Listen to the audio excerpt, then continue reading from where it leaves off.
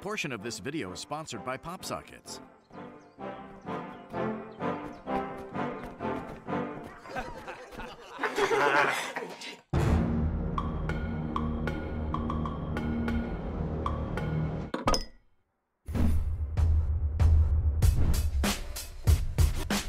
Dorothy!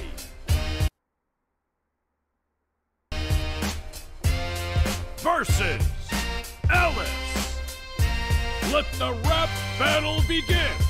When you look into the mirror, I'm sure you're distressed. Your book borrowed my look, you're even wearing my dress. I've been rocking this game since before you were born. This corny copy's lost because she ain't in Kansas anymore. I'm surprised your garbage squad hasn't fallen apart. Yellow-bellied, empty-headed, that one's got no heart. Double killers, caterpillars, and a madman in my crew. Put you on blast, I gotta ask, who are you?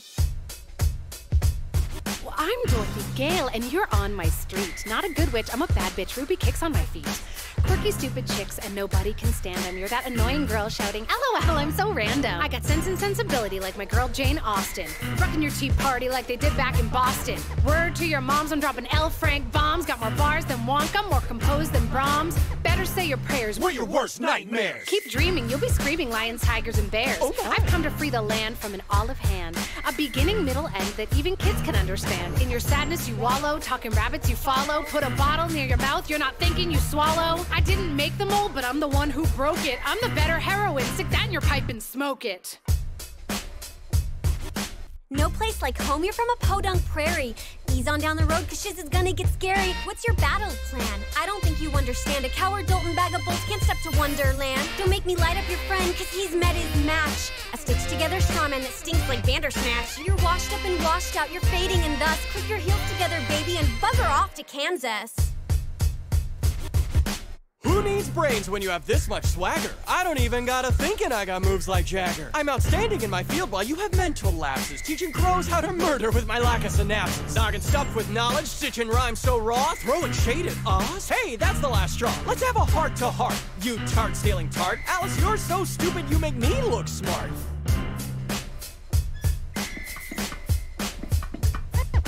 Give me that oil can so I can get loose. I'm relaxing while I'm axing through your crew like a spruce. I'm a 10 out of 10, the heavy metal player hater. I'm heartless and relentless like the fucking Terminator. Got more joints than Snoop, sipping mock turtle soup. Hell, I'm just blowing off steam like a chimney toot toot. I ain't scared of shit, cause I'm bulletproof. Throw your hands in the air and raise this hot tin roof. Let me at 'em. I'll tear 'em limb from limb, smack a hat off the whack, Jamaica snack a tweedledum. You fellas are all yellow, you ain't got what I got. With a paw behind my back, I'll tie you all up in a knot. Outrageous and courageous, that's kind of my thing. Bow down to the crown, it's good to be the king. Scurry home with your friends, Miss Little Bo Peep. A lion doesn't pay attention to the opinions of sheep.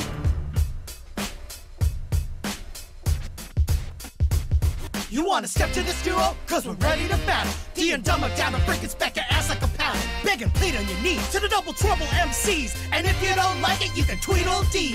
These tell-telling twins are stopping, dropping, and rocking you. Chopping and mocking, sticker, snack, jabber, walking you. Talk smack in our world, it's off with your head. We go hard, pull your card and paint your chest red.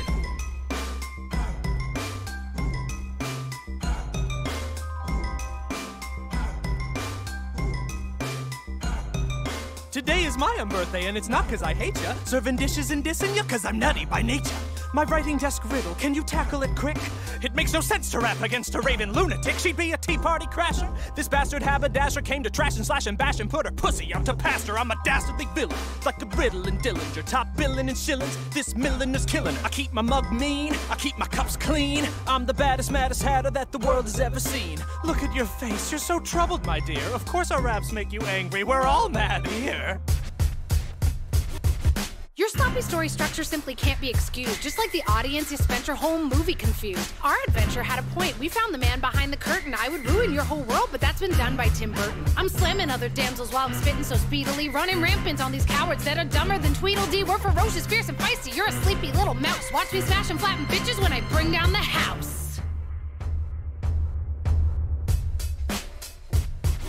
Oh, my story noise nonsense? Yeah, whatever, which please? You've got funky flying monkeys and apple throwing trees. This home wrecker in checkers hits her head, then it stops. Suddenly a bunch of grunts start singing all about lollipops. You're as stupid as the scarecrow with only half of his charm. This fool forgot these are the dudes that freaking lived on her farm. You're stressing cause you're messing with a verbal giant, sweetie. You wanna pick on someone my size? Eat me.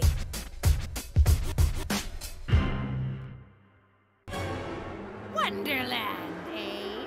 I'll show them a rap battle. Thanks to PopSockets for sponsoring this portion of the video. I'm a chameleon, obviously, and now my phone is too.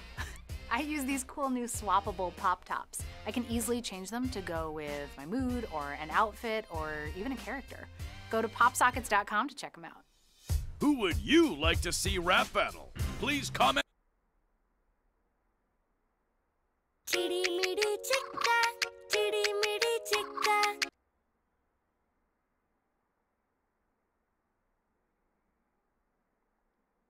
Half the day is done. That's a wrap. Where's Aaron? I'm in my car taking a nap. I can't adult today. Losing my mind from all the responsibility. I can't adult today. We've grown such trying to make a few bucks. I just need a break.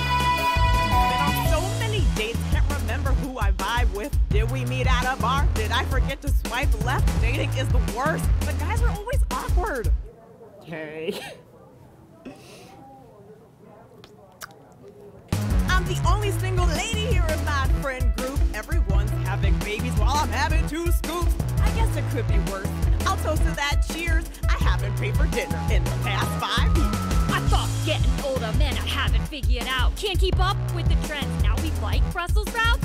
And eyebrows are important. Must have missed the memo. Gotta watch YouTube for an eyeliner demo. Instagram selfies, Pinterest fails. Spin class, paleo, check my steps, kale. Mom's teeth are back. Do we still say slay? Now I gotta figure out the latest dance craze.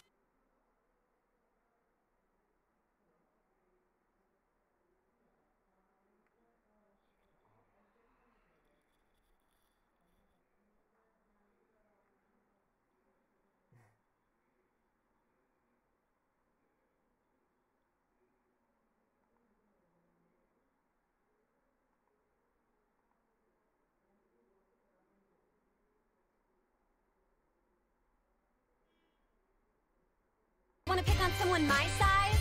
Eat me.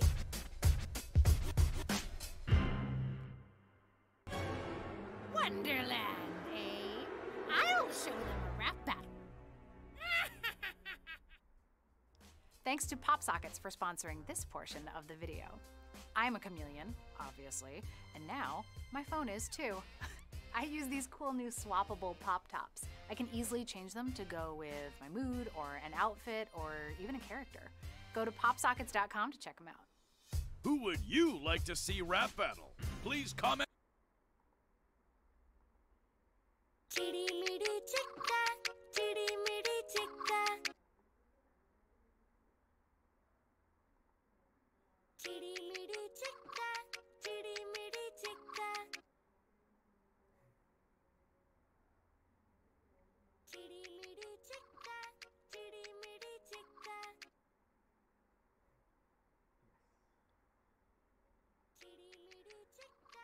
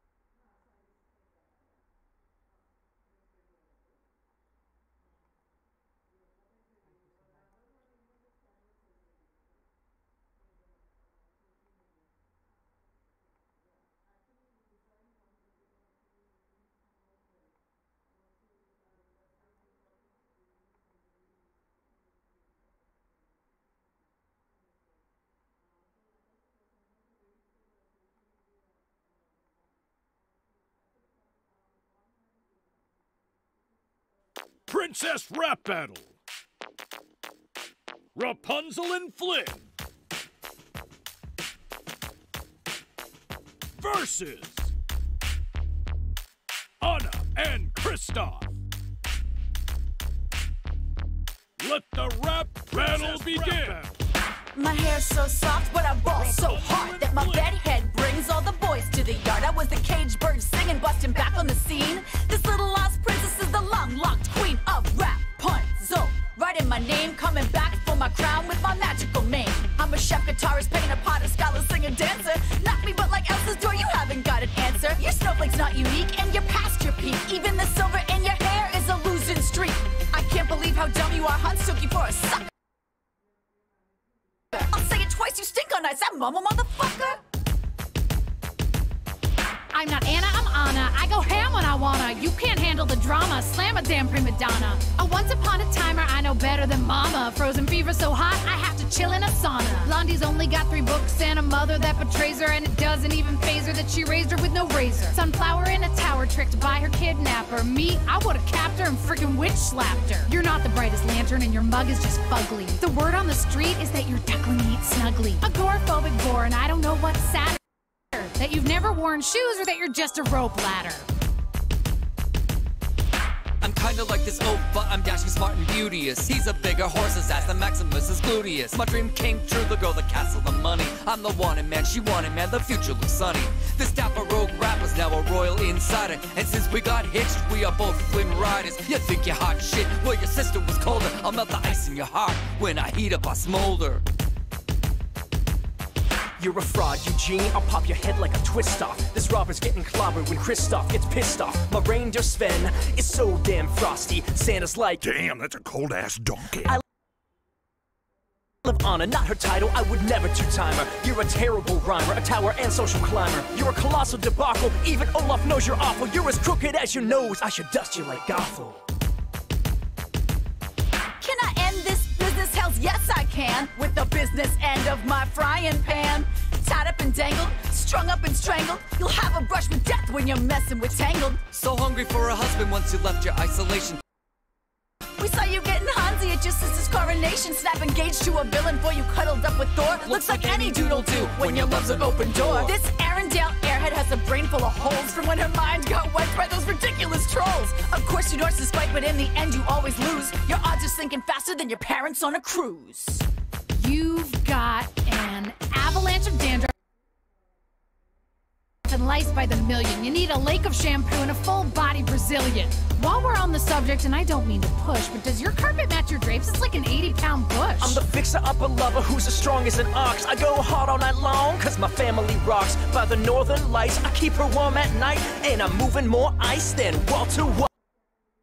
Can I say something crazy? Check how it affects ya. Your hair is a letdown, and no one respects you. So get back in your prison atop that tall architecture. Won't be coming back for seconds because anorexia.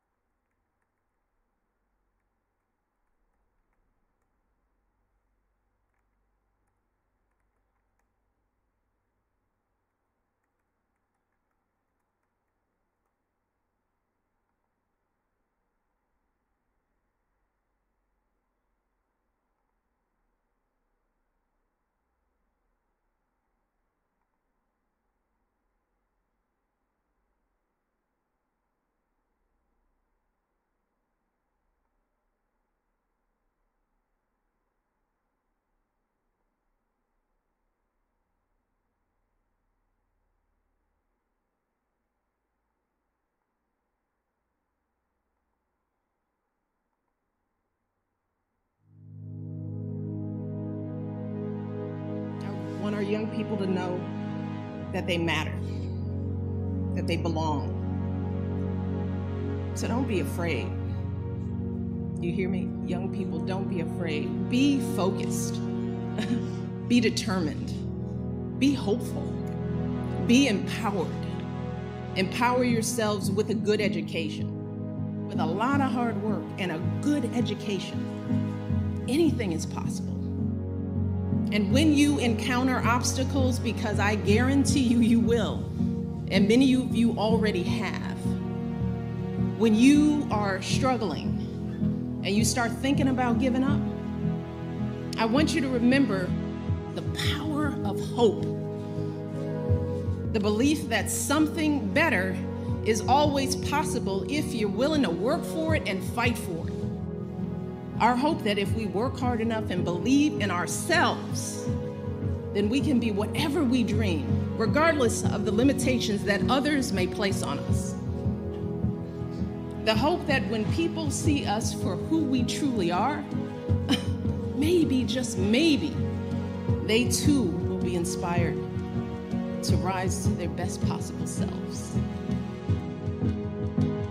You need to prepare yourself to be informed, and that means getting the best education possible so you can think critically, so you can express yourself clearly, so you can get a good job and support yourself and your family, so you can be a positive force in your communities. You should never view your challenges as a disadvantage. Instead, it's important for you to understand that your experience facing and overcoming adversity is actually one of your biggest advantages. And I know that because I've seen it myself. In that role, I encountered students who had every advantage. Their parents paid their full tuition, they lived in beautiful campus dorms, they had every material possession a college kid could want: cars, computers, spending money. But when some of them got their first bad grade, they just fell apart. They lost it because they were ill-equipped to handle their first encounter.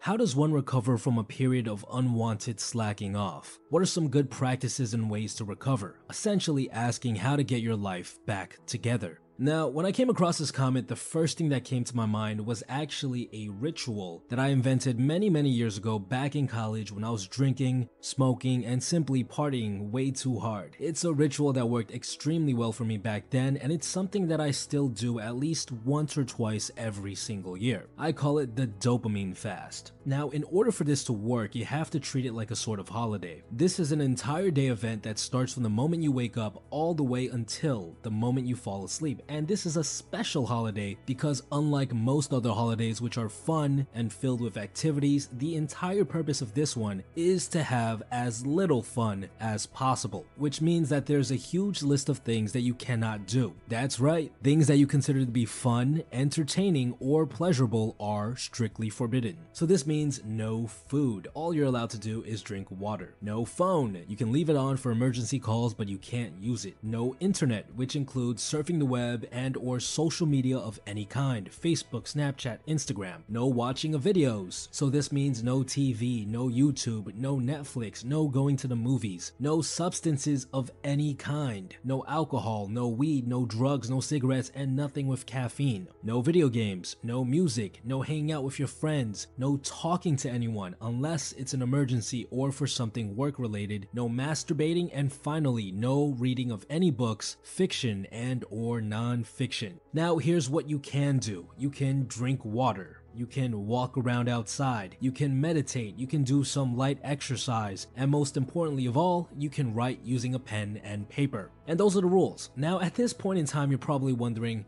man, why in the world would anyone do this to themselves? It sounds miserable. It sounds like torture. Well, I'm going to show you exactly why the dopamine fast is so effective and how committing to this ritual can force you into becoming extremely productive again. And I'm also going to explain why writing is so important during a dopamine fast. But before we do that, I do want to thank the sponsors of today's videos, the guys over at Vincero Watches. If you're going to be doing a dopamine fast, which means you're basically doing nothing all day, trust me, you're gonna end up wondering what the time is quite often, which means you need a watch. But on a more serious note, I never really wore watches before getting introduced to Vincero earlier this year, and since then I've been paying a lot more attention to the way I dress and the importance of fashion in general. And by just applying some simple fashion tips like matching the color of my watch strap with the color of my belt and shoes, I've actually started to get a lot more compliments, especially from my female friends. It's accessories like watches that can change your entire demeanor and how people view you because, well, a good watch indicates that you're someone of high status. Now, there are a lot of cookie cutter, mass-produced, low-quality watches out there, so it's kind of hard to find a good watch to add to your outfit nowadays. Vincero is great because they stand out, they have expensive-looking designs, and the quality is top-notch. On top of all that, they're super affordable. They provide the look and the feel of a watch worth 5x the price point. Now, I managed to get Vincero to hook us up with an amazing deal that I know you guys are going to love. All you have to do is click on the link in the description box below to find out more about it. Alright, so let's resume our conversation about the dopamine fast. Now, there are two main reasons as to why it's so effective. The first is that it starves your donkey. What do I mean by this? Well, if you think about it, the relationship between your mind and body is sort of like the relationship between a rider and a donkey. If you're riding a donkey and you want it to move, all you have to do is wave a carrot in front of him. This is similar to how if you want to convince your body to do something that's hard, all you have to do is think about the reward you'll get after. This is basically how habits work. We automatically do things as long as there is a decent reward that follows, as long as there is a carrot on a stick. Now, what happens to us when our life is a mess is that we've been indulging in too many stimulating things. Things like porn, drugs, junk food, and binge watching shows all produce a huge amount of dopamine. This is equivalent to letting your donkey eat at a buffet of carrots and other tasty donkey vegetables. If your donkey's been eating at a buffet all week, he's not going to be motivated by a little carrot on a stick anymore because he's full. When you commit to doing a dopamine fast, you're essentially starving your donkey. You're giving your body as little stimulation as possible for an entire day. And when your donkey is starving, you can easily convince him to move by waving just a little carrot in front of him. This means when you wake up in the morning after doing a dopamine fast, you'll find it much easier to convince yourself to go to the gym or to read some pages of a book by thinking about the reward you will give yourself after. The second reason committing to a dopamine fast is so effective is because it prevents you from masking your pain. What is the purpose of pain?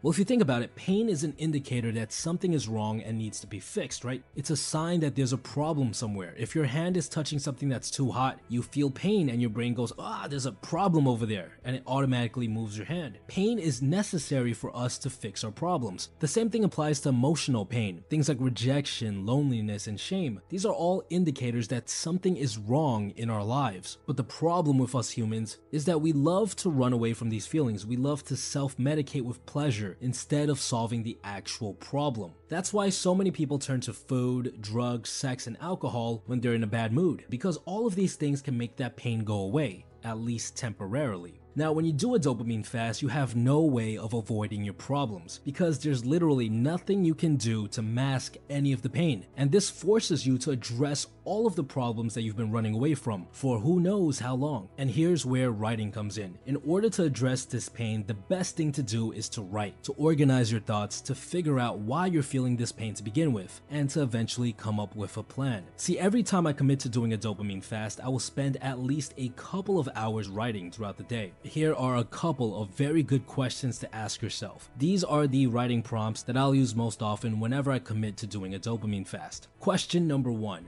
Do I feel any discomfort today? If so, where in my body am I feeling it? Is this an emotion or is this physical pain? If it's an emotion, try to describe it. Is it anxiety? Is it depression? Is it shame? What does it feel like? Question number 2. Ask yourself, why do I feel this way? Now, it's important not to blame a chemical reason or, genetics or other people, because most of the time the reason we feel bad is because of something that we can control. There are almost always things that you are doing that are causing these issues. So ask yourself, what things have I been doing that could possibly be causing these issues? Question number 3. What should I do to fix it? What are 1 to 3 things that I can do tomorrow that will at least somewhat address this pain? Things that would get me a couple of steps closer to fixing whatever problem is causing this pain. Question number 4. What would my life be like if I did not do any of these 1 to 3 things for the next 5 years? Assume the worst possible scenario and really describe it. And finally, question number 5. What would my life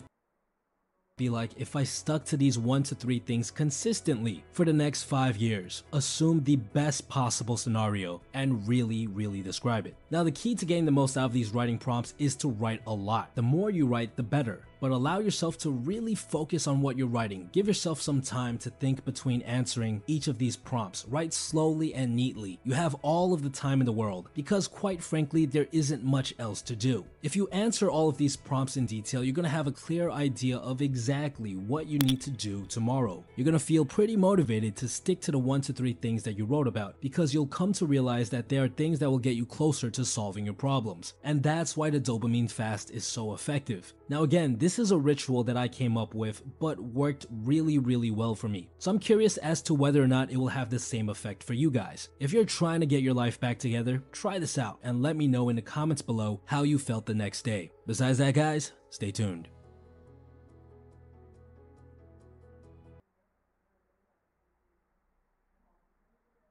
You attended seminars, and you said your reason there was to learn more about yourself. Yeah. My experience has been people attend seminars, especially self-development seminars, to look for the answer. They want to know, what is it out there I can learn so that I can be more successful? That wasn't your motivation? No, oddly enough, and I think probably you're right. I think that's what most people are looking for. I think they're looking for an answer outside of themselves, and they're never going to find it. I think by this time I realized it was something in me. I met a man here in Toronto. He was one that originally got me involved in studying this, Ray Stanford. And he told me if I didn't like the results I was getting in my life, that I was going to have to change me because they were my results. And he said, if you're going to change you, you're going to have to find out something about yourself. And that seemed to make sense. I don't think it was an earth-shattering idea. It wouldn't give anybody a brain hernia, but it made a hell of a lot of sense to me. So I started to study myself. I found most people don't know who they are. They really don't. What do you mean? I mean, I know my name, I know my age, I know where I live. Yeah, that's not you, though. You know, that's just it. If you ask the average person who they are, they'll give you their name. They'll say, I'm Bob Proctor, but I'm not. Bob and Proctor are 2 words. My parents give them to me. They're called names, but it's not me. It's my name. Then somebody will say, well, this is me, but this isn't me either. It's my body.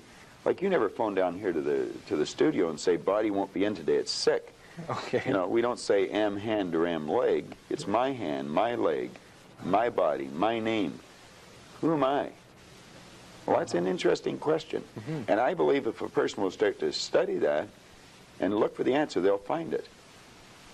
See, I think we live simultaneously on 3 planes of understanding. We're spiritual creatures, we have an intellect, and we live in physical bodies. Okay. But because we lack awareness or understanding of who we are, we're totally locked into a physical world, and we let things outside of us control us. 95% of the population are reacting to life. They're not really living at all. Okay, and would you call that one of the barriers to success? Oh, there's no question about it. I think there's 2 barriers. Success is a funny word.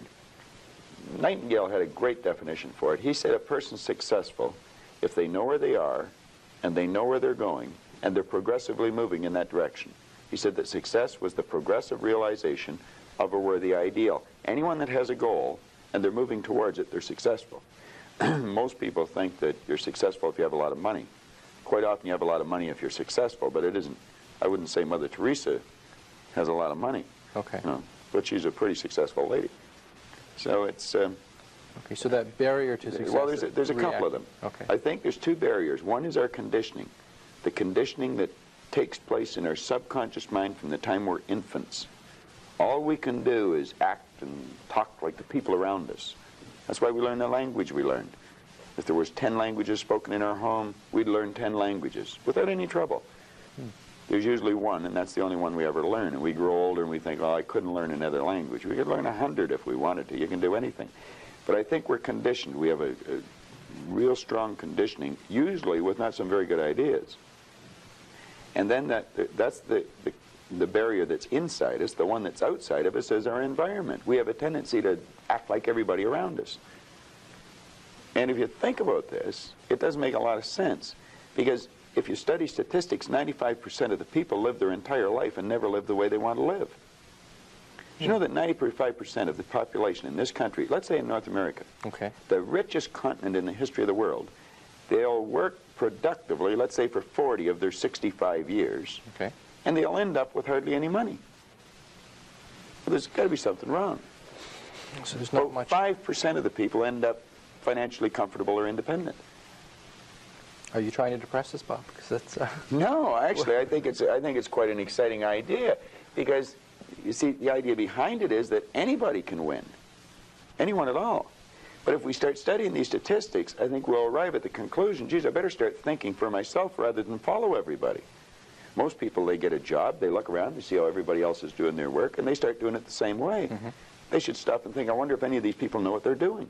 You know, is there a better way to do it? But don't we have a need to fit in? I mean, we don't want to stand out. We don't want to get fired. We don't want to make waves.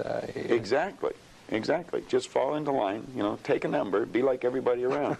You know, that'd be great in the animal kingdom, but human beings aren't supposed to live that way. I think we should make a few waves. We should maybe stand out, be different, not for the sake of being different, okay, but because we are different. We all think different thoughts. And I believe we should start to think and build images in our mind of what we'd like to do and then set out and do it. Okay, Emerson did that, Edison did that, Marconi did that, Samuel Morse did that, Buckminster Fuller did that. We could go on and on and on. Okay. They were different. They stood out. They made a few waves. Okay, you started with you saying you started with a search for yourself to try to find out more about yourself, and you were somewhat successful along the way. Well, I didn't start it like that in the beginning. I started out wanting a lot of money. I figured if I had enough money, I was going to cure all my problems. I found that that wasn't true. I earned a fair amount of problems or money, and I seemed to have more problems. But I after, you know, working at this for a few years, I decided that, you know, the real answer is get to know yourself a little better. Okay. And I don't think you have to go off in the Himalayas and become a guru to. Okay. What did you do to learn about yourself? You said you went around as many seminars. I attended seminars. Okay. I went and listened to different speakers who taught something about the mind. I think the answer is in our mind if we'll start studying and trying to understand our mind. Okay. Let me get back to you if I can. What did you learn about Bob Proctor during that study? Well, I learned that the biggest part of me you'll never see. It's non-physical. And what you see here in the physical body is nothing but the physical manifestation of the higher side of my personality. And of course that's true with you, and you know, Nancy's on the camera. It's true of everyone. And what we have to study, I think, is how does this non-physical part of my mind work? What happens when I think? Where do thoughts come from? How was this chair built? Somebody had to think. Thoughts are everywhere. And we pull thoughts into our mind and we build pictures or images in our mind. Okay. What we want to understand is that's a non-physical side of ourselves that's doing that. If I can build an image of something in my mind, I'm quite capable of building a physical replica of it in my world. So if I build an image of me as a happy, relaxed person, I can live like that. If I build an image of myself as being prosperous, I can become prosperous. So if we think rich, we will be rich. Absolutely. We're already rich, just short of money. Okay, those of us that like to acquire more money and or happiness or whatever we see success, those of us that want to reach the goals that we've set for ourselves, we do it first by... Well, the first thing you do is sit down and decide what you want. If it's money you want, how much money? Lots of money. Well, nobody knows how much lots is. Okay. So you've got to be specific. Okay. You write down on a card exactly what you want. And you carry that card around and read it often. Now, this is what I learned in this book, Think and Grow Rich, and it's what I teach in the seminars. I'll teach people how to set goals. But you decide exactly what you want. And then you start to think. Now, you're going to have thoughts come to your mind of why you can't get it. Mm-hmm. You have the ability in your conscious mind to reject that idea, kick it out of your mind. Thinking of why you can't do something is never going to do you any good. And keep thinking until you start to think of thoughts of how you can do it. And the way will be shown to you. It comes in the form of images in our mind. Think of how you can and not why you can't. Okay. So our first step is to set some goals. That's the first step. And think about how we can go about reaching those goals. Exactly. And just think of how you can. Now, I would say before you get into that, you should get a good book and start to study it. Select a person who is already doing something that you'd like to do. Get to know that person. Mm-hmm. Go to the experts for advice. Don't ask the person next door, your mother, father, brother, or the guy that works beside you, because they don't necessarily know. There's no point in asking a person how to earn a lot of money if they're only earning $10,000 a year. They don't know. If they knew, they'd probably be earning a lot. It's like, don't go to a sick doctor if you want to get healthy. Okay. So you find someone that you can go to for advice. Get a real good book and lock into that book and start to study it. Like, I've had this one that looks like a Bible, you know. But this is Napoleon Hill's book, Think and Grow Rich. I've been reading this thing now for 23 years. I'll probably read it for another 23 years. I get another good book that I brought over here today. It's called The Power of Your Subconscious Mind. Now, I'm not getting a commission for selling this. The author's dead now. He's been gone for a couple of years. But Dr. Joseph Murphy wrote this book, The Power of Your Subconscious Mind. And that's probably one of the best books that you're ever going to find, because you're going to learn something about your mind when you read this book. Okay. Now, I read a lot of books. I've got probably 1,000 books sitting in my den at home in my library. But the one that I carry it everywhere I go, and I read it all the time, is Think and Grow Rich. I never stop reading it. Now, where's the value for you to reread that and read it again? I mean, you must know it well enough that... I think I could probably recite it verbatim. But the secret is, I once read in a book where it said, when you read a good book through the second time, you don't see something in it that you didn't see before. You see something in yourself that wasn't there before. You see, when I read this, I create a greater awareness. Let me just read you one line out of here, 2 lines. Okay. Hill said, the missing link in all systems of education known to civilization today may be found in the failure of educational institutions to teach students how to organize and use knowledge after they acquire it. He went on to say that we should understand the real meaning of the word educate. It's not going to a brick-and-mortar edifice for 25 years. Okay. That's gathering information. You'll probably develop your memory, but I would question how well you develop your mind. And I'm not against education, because I encourage my children to go to school, as we know it. Now, he said the word education comes from the word educo. And he says it's derived from the Latin word educo, meaning to induce, to draw out, or to develop from within. An educated person is not necessarily one who has an abundance of general or specialized knowledge. An educated person is one who has so developed the faculties of their mind that they may acquire anything they want or its equivalent without violating the rights of others. An educated person is the one that knows how to go and get what they want out of life without being selfish. In sense, a researcher, somebody who knows what they're looking for and knows how to go about finding. Well, I think we should forever be involved in research, because learning is a lifelong process. You never stop learning. Education means to draw out from within. We're drawing on an infinite source. We've got deep reservoirs of talent and ability within us. We can learn to do anything. We have phenomenal powers. If we used our body like we used our mind, we'd probably just move our little finger. Okay. We don't exercise our mind enough. No. But we're not taught to. Kids in school should be taught, before the school year ever starts, to sit down. They should be given a blank report card and get them to visualize the marks they want to get and write their own report card. This is before school starts, first week in school. And then the teacher should say, now I want you just to concentrate on how to get that mark, and I don't want you to think of why you can't. And I want you to form the attitude that you're going to get it. Now, some people say that's not being realistic. That's being very realistic. That's following the success principles that go back 6,000 years in recorded history. That's how everything was accomplished. It's not engaging in fantasy thinking, in Hell wishful no. thinking, in daydreaming No. we talk about. No. Well, that's where all greatness comes from. Greatness comes from fantasy. I would imagine that when Edison first saw the light bulb, he was fantasizing. But he kept fantasizing, and he built it into a theory, and then he built it into an image, and then he built it into a fact. Ah. I mean, when I was a kid, it was a fantasy to think of going to the moon. Mm-hmm. We've been up there with cars, playing golf. Okay, you mentioned in terms of success principles, attitude, this business of attitude. Attitude. It takes in the way you think, the way you feel, and the way you act. I'd have a difficult time really explaining attitude right just in a conversation. I used a board in the seminar, and well, I did an attitude seminar last night. We spent 3 hours dealing with that one subject, you know, so to do it here in 3 minutes, I can do it. I haven't learned how yet. Okay. Let's put it that way. I recognize it's difficult because we talk... You have to have a winning attitude, though, Tom. Okay. In human relations, we talk about the toughest thing with managing people. The toughest thing to deal with is their attitude. That's right. That's almost impossible. And it's the one thing where management falls down. But we can't change people's attitudes.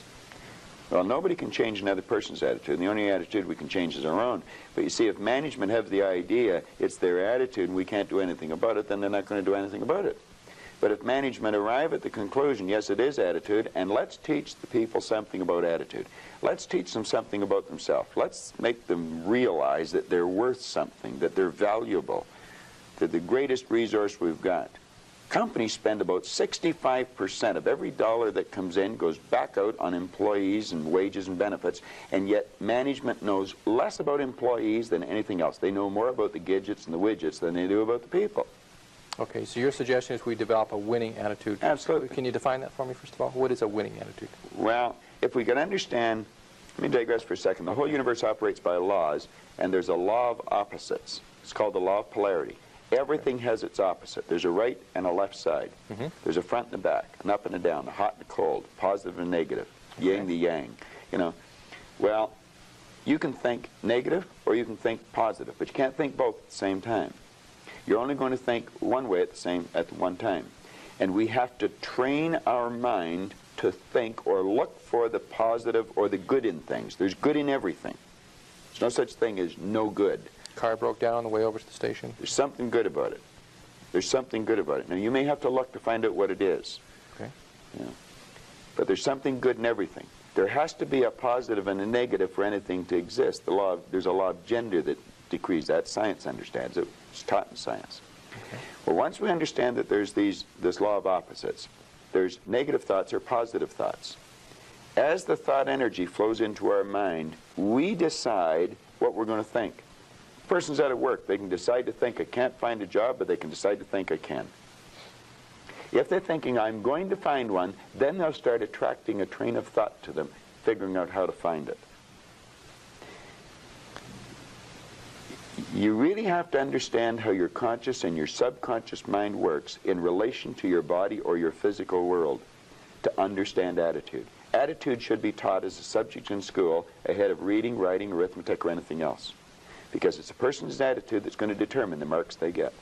Are you an empowerment and maybe part of attitude or related to attitude is this business of self. Attracted to you? Are you someone out there that has a mission in this world? You have a purpose, you have a vision, you're out there impacting people's lives. You're an expert at what you do it well, and the impact and the result of that, lives are transformed. If that's you, I want you to pay special close attention to this video. Because this training is only for light workers, people that are doing amazing things in the world, that are uplifting the world. When you get magnified, the world gets better, because that's all we work with. And if you're not that person, if getting clients for you is just a money-based thing, it's not an impact-based thing, otherwise we're going to show you how to deeply build authentic relationships on autopilot in this video. Pay attention. Appreciate you. So if that's you, somebody that's a light worker looking to attract their perfect clients to them, let's go. We're going to show you. What would it be like if you had a system down that by the time you got on the phone with your prospects, they knew who you were, they know your story, they knew how you were impacting people. They were so excited to be able to talk to you that in that conversation, you're actually deciding if this is a person that you want to work with or not. It's all in the positioning. It's all in what we show in this challenge. So make sure that you grab up this challenge right now, wherever that link is, if it's above, below, here, there, wherever that is. Lock arms, take the next, it's 4 days, the next 4 days to honor yourself and your business, to go through this challenge and to get that set up. We have people all the time when we get on the phones who have gone through, they've seen our trainings, they know the methodology that we follow, we know the results for our clients. For example, Amber, we've worked with Amber for, in her first 6 weeks, she was able to sign $138,600 worth of new client contracts working with us. Why don't you tell them about Nia? Yeah, so Nia was somebody I met, but hadn't talked to a long time, right? It had no, like, we just said hi real quick, hi, how's it going? And then she'd been following us for a while, and she realized that, wow, so Nia helped people work for a job helping write grants.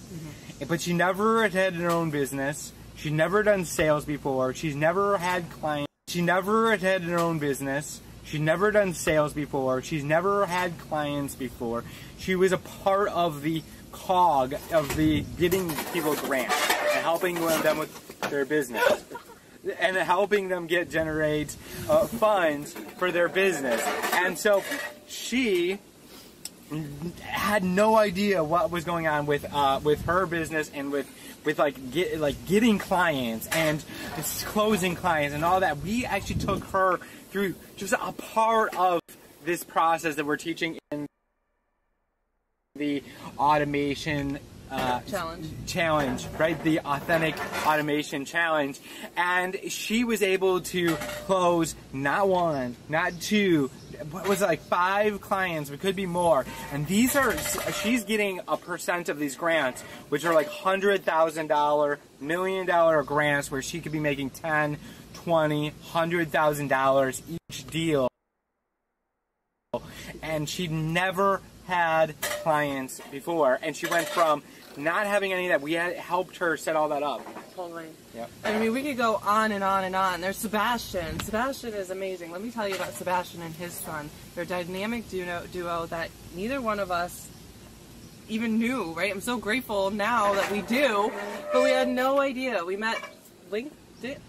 Somewhere. LinkedIn. Yeah, we met. He came in through our system, started going through our own process, and when we talked to Sebastian, like, not only was he literally our perfect client, but this guy is like on fire for what he does. He has such a passion. He's leading men and fathers and families, and by working with us, you know, he's putting together his process. He understands the concept of building relationships on autopilot to being able to leverage and scale. You know, he already has a coaching business, and being able to, you know, use our system, like our processes, to be able to grow and make an even bigger impact that's more targeted to family and men. So that's been super cool. Yeah, Sebastian really wanted he wanted the client acquisition, the actual getting of the client, the attracting of the client to be on autopilot so he could spend more time just making an impact with his people. Let me ask you, is that you? Do you want to spend more time just being able to impact your client on a deeper level than have to worry about going and getting new clients or hoping that somebody's going to refer you or hunting around groups? Like, totally. It can be a whole new job, right? The marketing and the sales aspect of your business is a lot. You're not alone when you say, like, that's not an area that you're the strongest at. Because you're the strongest at your goal, your expertise at what you're doing for your clients, right? That's your goal. That's your strength and area. So what if we could show you a way, when you click that button in this challenge, to be able to empower you to be able to let go of that and still have it in an automated way where you're connecting with prospects and people who are out, you know, your ideal people that need what you have. Right, so this client automation challenge is going to help you put that all together, be able to automate your processes, connect with people, reach people at an even larger impact. So go ahead, I don't know where that button is, get into this challenge. We're looking forward to seeing you on the other side. Get the challenge. I'm so excited for you. We are going to blow your mind for what you get in this. You're going to go through an amazing journey and learn some amazing skills, and so you can attract your perfect client over and over and over. And just how awesome is that going to be? So click the button below. I appreciate you guys, and we will see you on the journey. See you on the journey. Bye-bye.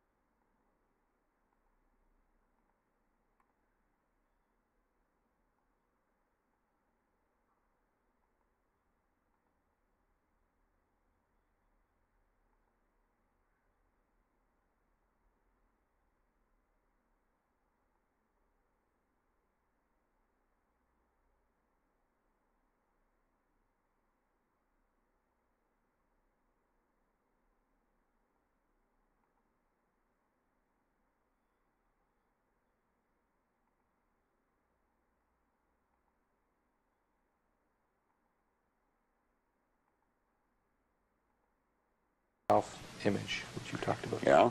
Well, that would, like we were talking about success principles, and I was saying you got to get the winning attitude, you've got to set a goal. Then you have to work on self-image. Now, when we think, we build images in our mind. Dr. Maxwell Maltz discovered the self-image concept as we know it today in 1960. He was a plastic surgeon.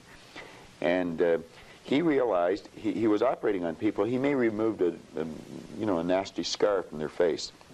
And he noticed sometimes when he removed the scar or maybe did a nose job on them or something, there was a great psychological change took place in the person. Where they may have been introverted, they started to become very gregarious and outgoing. And he postulated that there must be two images that we have, an exterior image, and we also have an inner self-image. And he started to study this, and he wrote a magnificent book on it called Psycho-Cybernetics. And psycho-cybernetics, psycho being the mind, cybernetics being the science of control and communication. And he goes into this, and he explains how every one of us has an image in our mind of ourself. And it's called a self-image. Too many people don't know much about themselves, and so they don't have a very good image of themselves. And you'll often notice that people will shy away from you. They won't look you in the eye. They'll look down or look up. They'll never try to do anything of any great consequence because they don't think they can. They have a poor self-image. Hey, this is Chad. And part of that is because through school we're told about what we don't do well. We failed here, we had low grades, or that could be only part got of it. 60% Yeah. or whatever. This Yeah. challenge is I think all that, about setting up a process I think there's been a great attract disservice your done with the IQ test in that respect when you're bringing out school. Benet, the Frenchman back around the turn of the century, invented the IQ test, and then we brought it over from Stanford over here, and we'll test a person's intellect, and then we'll brand them good, bad, smart, not, and that's not true. We can change IQs by changing self-images. But yes, if we're told we're not very good, you're just like your dad, you know, you're a bum, you're never going to do well, you didn't go to school, you can't win. Okay. Well, that's all false. We can do anything. And we should be encouraging a child. Give them a pat on the back rather than a kick. Okay, what can we do? Members of our viewing audience right now, most of us walk around with some degree of a self-image. Is that fair to say? We all have a self-image. Okay, would you say most of us have a negative self-image to some degree? Well, let's say we can all improve our self-image. Okay. I don't care how good your image is, you can improve it. Okay, how can we improve it? Something specific. How can we go about making our self-image more positive? Well, again, you know, you're getting into a whole day seminar. If I could give you just a simple tip on it, if a person would sit down and let their body relax, totally relax, okay, and then start to visualize in their mind, see themselves the way they want to see themselves. Which may take a good deal of thought, since we're not well, you sure relax, yeah. I mean, in terms of how we want to see ourselves. Maybe we don't know how we want to relate it to something specific. Somebody we admire, maybe? Or possibly. Somewhere we'd like to see yourself down the road? Okay. Yeah. See how you'd like to live your life. See yourself living it that way. Okay. Now, understand that that's a picture in your mind. When you pick up a book, the book is nothing but a picture that an author has painted in words. Van Gogh, the great artist, was asked one time how he did such beautiful work. He said, I dream my painting, and then I paint my dream. They get the picture in the mind, and then paint it on the wall or on the canvas. Well, if we would relax and build the image in our mind of how we'd like to see ourselves, how we'd like to see ourselves acting in life, relating to other people, our social life, see ourselves in the position we hold, or how we make our sales presentations if we happen to be in selling or something, and then take that picture and describe it, write it out in the present tense. I am so happy now that I see myself, and write it out. Now, a lot of people will laugh at this and say, that doesn't make any sense. It makes a lot of sense. They can't tell you why it doesn't. I could spend hours telling you why it does, and I could explain it in such detail that everyone would understand it. But write out a description of how you'd like to see yourself. Start to read it, and read it, and read it, and read it every day. Carry it around and keep reading it. The one point that all the great teachers, all down through history, have all agreed on, they've been in complete unanimous agreement on it, we become what we think about. Now, it may be fantasy at first, it might even appear to us as being a lie. But if you read it often enough, you'll start to believe it. And when William James said, believe and your belief will create the fact, you will see the person's personality change. I watch people in the seminars, personality change right in front of my eyes. And all they're doing is starting to see themselves differently. I would constantly misplace things growing up, So keeping our my thoughts parents control waiting our in the actions? car Oh, there's while I no ran question around the about it. house No, looking our for my thoughts shoes. control our feelings. My dad used to say Our that I would feelings lose my head if control it wasn't our attached. actions. This And we appears to be control my our thoughts. default setting. Absolutely. That if left to nature and without a process, my Generally, home would though, one of inevitably turn into a our pigsty. difficulties, one But of our problems there's a way maybe is around that we this. tend to react By paring down our things, other setting people tell us, systems in place, and we controlling the get the flow of negative news. thoughts, and then that affects our feelings, and then that affects our behavior. That's right. That's exactly the way it is. We read the newspaper. Doom and gloom's coming. We just accept it. Doom and gloom doesn't have to be coming. Do you know there's always been a depression for some people? I grew up with the idea that everybody went broke in the 30s. They didn't. Some made millions. I thought everybody went out of business. They didn't. Some people went into business. There's always a depression for some people, and there's always good times for others. Let's ask ourselves when we read something in the paper, do I want to get emotionally involved in that idea? If it's a negative idea, I don't want to get emotionally involved with it. I don't read the paper that often. I do, but not don't dwell on it. You don't get emotionally involved in it when you see other When an idea comes into your mind, whether somebody else tells you or whether you read it in the paper, we should reason with it. Ask ourselves, will that idea help me get to where I want to go? If it won't, reject the idea. Okay. All right. Bob, I appreciate it. Our half hour's gone by already. Went fast. Very quickly. Those that are interested in learning more about your philosophy of success, and I know you do give very specific tips on what they can do to become more successful, are welcome to attend your seminars. Absolutely. Tell them to phone the office. We run seminars all the time. Terrific. Okay, I appreciate it. Thank you very much for joining us. My pleasure, Tom. Glad to be here.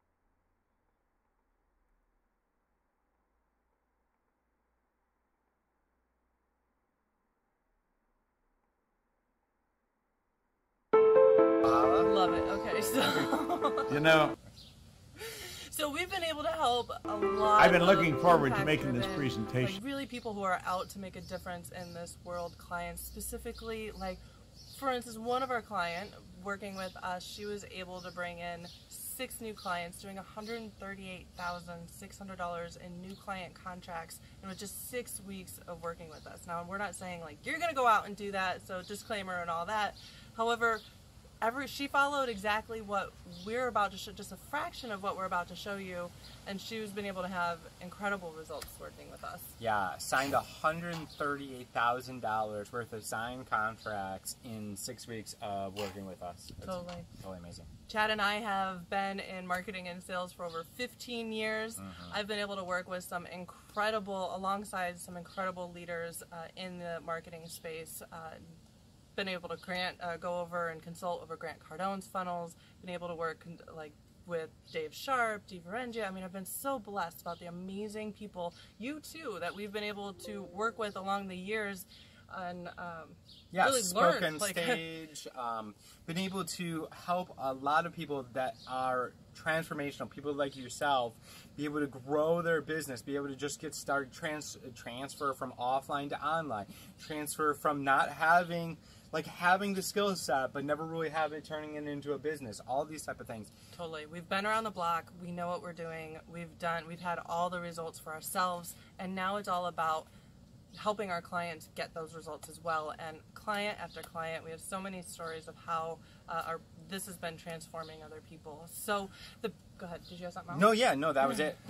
Awesome. So the benefit of taking this challenge, how is this going to benefit you, right? For one, it's going to give you a ton of freedom. Right. Yeah, if you can set up processes to attract that perfect person, and you can have that perfect person on the phone every time, and they're just ready to go. They're already excited to join your coaching program. They already know you. They already like you. All of the objections are covered. Everything is handled before you've even talked to this person.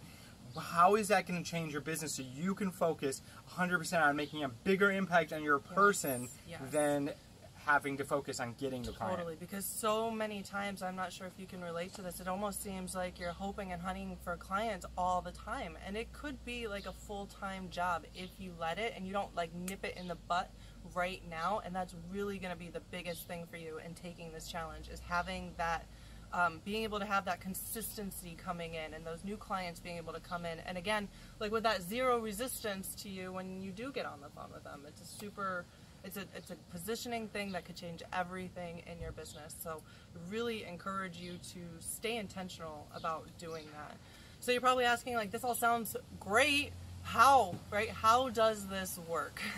I'll tell you very simply how this works. The best way that we've been able to build a relationship, keep the automation and the systems and the processes going, and be able to get that leverage and that great positioning at the end of, for the absolute right people, has been really walking people through a challenge. Right? I remember when I first started my business, years ago, it was probably 4 or 5 years ago now, I started off, I was actually a health coach online. Well, Okay, I was in network marketing. I wanted to be a health coach, to be authentic. Health coaches, I know that you guys are the real deal. I had a network marketing product. So what I did was I created a challenge for people, a 7-day clean eating challenge, and I walked people through this challenge, and it was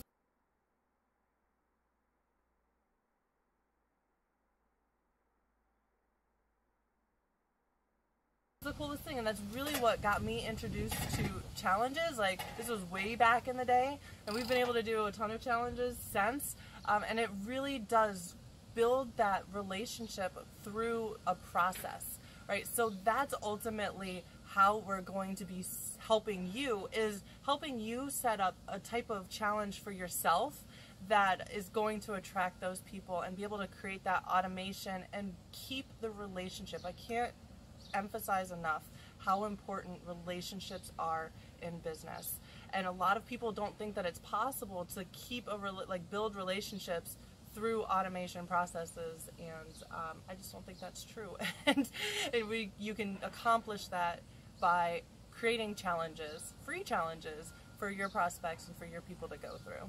Yeah, most definitely. And so now you're going to want to pay attention because tomorrow, right, day 2 is going to blow your freaking mind. It's all about overcoming objections before you even have a phone call. And you're just going to be, there's going to be so much value on that call that you won't even know what to do with yourself.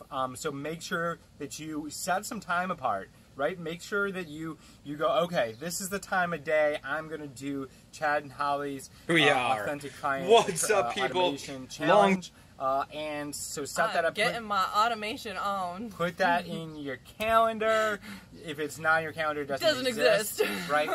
And then the one thing that you really want to know is that the 4th day, day 4, is going to be the big thing. It's going to be how to get 3 to 5 high-paying clients, even though you don't have a following or have super credibility online.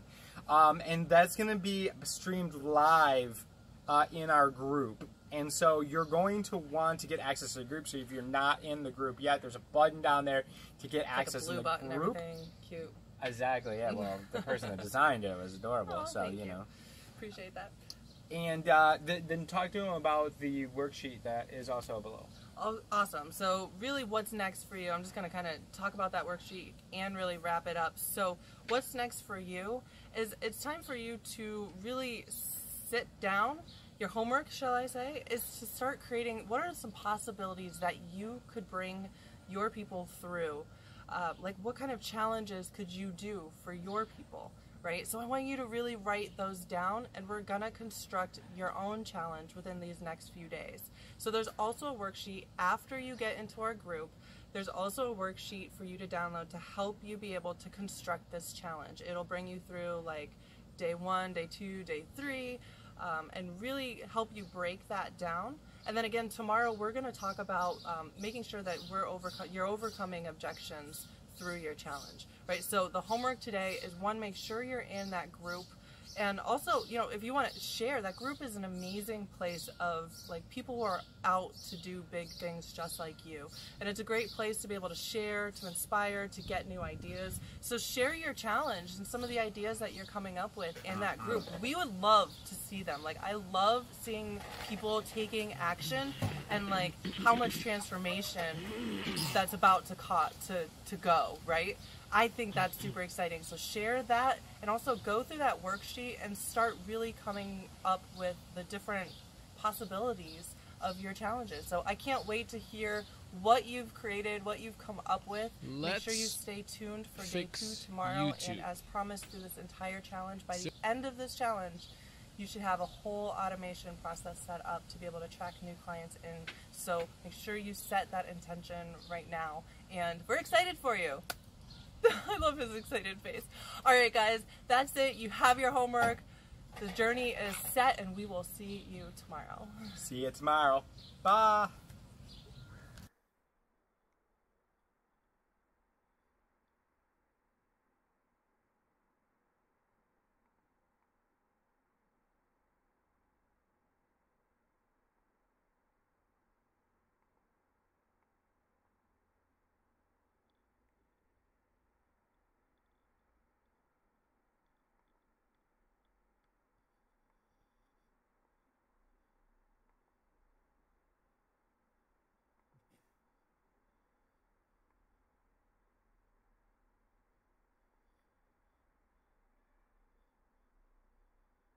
time no chat.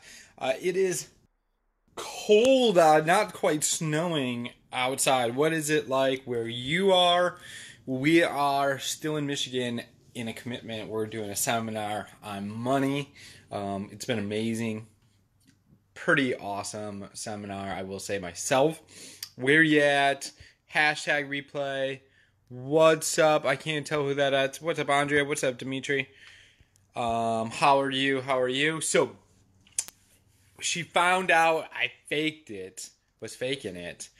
What is that all about?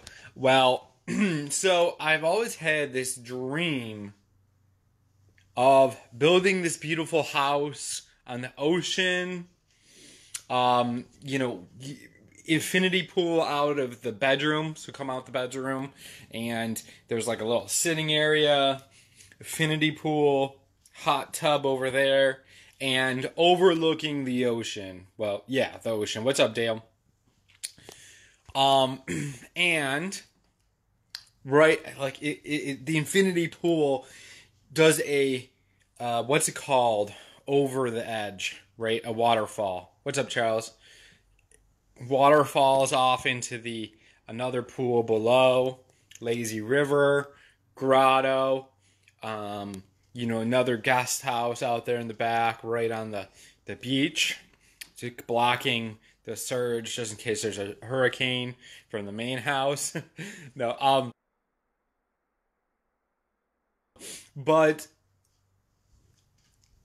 and so as I've taken different courses and went to different seminars and did all this different stuff, they always said, well, figure out what your perfect day looks like. Okay, great. Perfect day. Get up, look at my lover, so excited that I'm with her, just spend a time going, oh, that's amazing. And then get up, start doing my morning stuff, stretching, running in place, then get down, do some swim, do some laps. Lazy river action indeed, right? And then, do my mindset stuff, make smoothies, go walk on the ocean with the wife, go check the email, bunch of commissions, bunch of new clients joining, all that stuff, right? Then, work for 2 to 4 hours a day while we're making a huge impact all across the world, speaking to tens of thousands of people once in a while, all that type of stuff, right? So this has been my perfect day. 2 to 4 hours a day. However, at this time that I'm talking about this perfect day, what's up, Julie? Talking about this perfect day of 2 to 4 hours a day, like 20, maybe 30 hours a week type deal. I'm working 60 to 80 hours a week. And I'm freaking grinding my face off, stressed out. Not stressed out because we're working so much. We're taking on clients we don't necessarily want. We're doing all this stuff that but we're living on the beach at the time. Not this beautiful house with the grotto and all of this stuff. But we're living in condos overlooking the beach, gorgeous places, and traveling and all this. But we're working tons and tons and tons of hours. But my dream lifestyle says 2 to 4 hours a day, right? It's incongruent. And if you can think that you're going to be able to kick the habit of working, now I'm speaking to you, kick the habit of working 40 to 60 hours a week, or 60 to 80 hours, or whatever you're currently doing, to go down to something that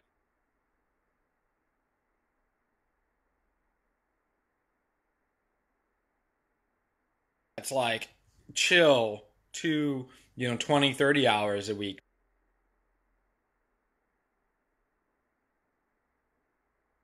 It's really, really challenging to kick that habit.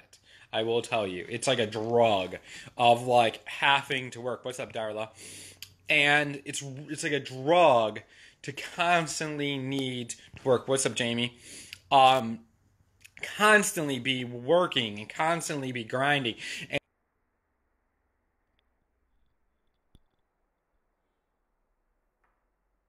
And it's like you have to kick that habit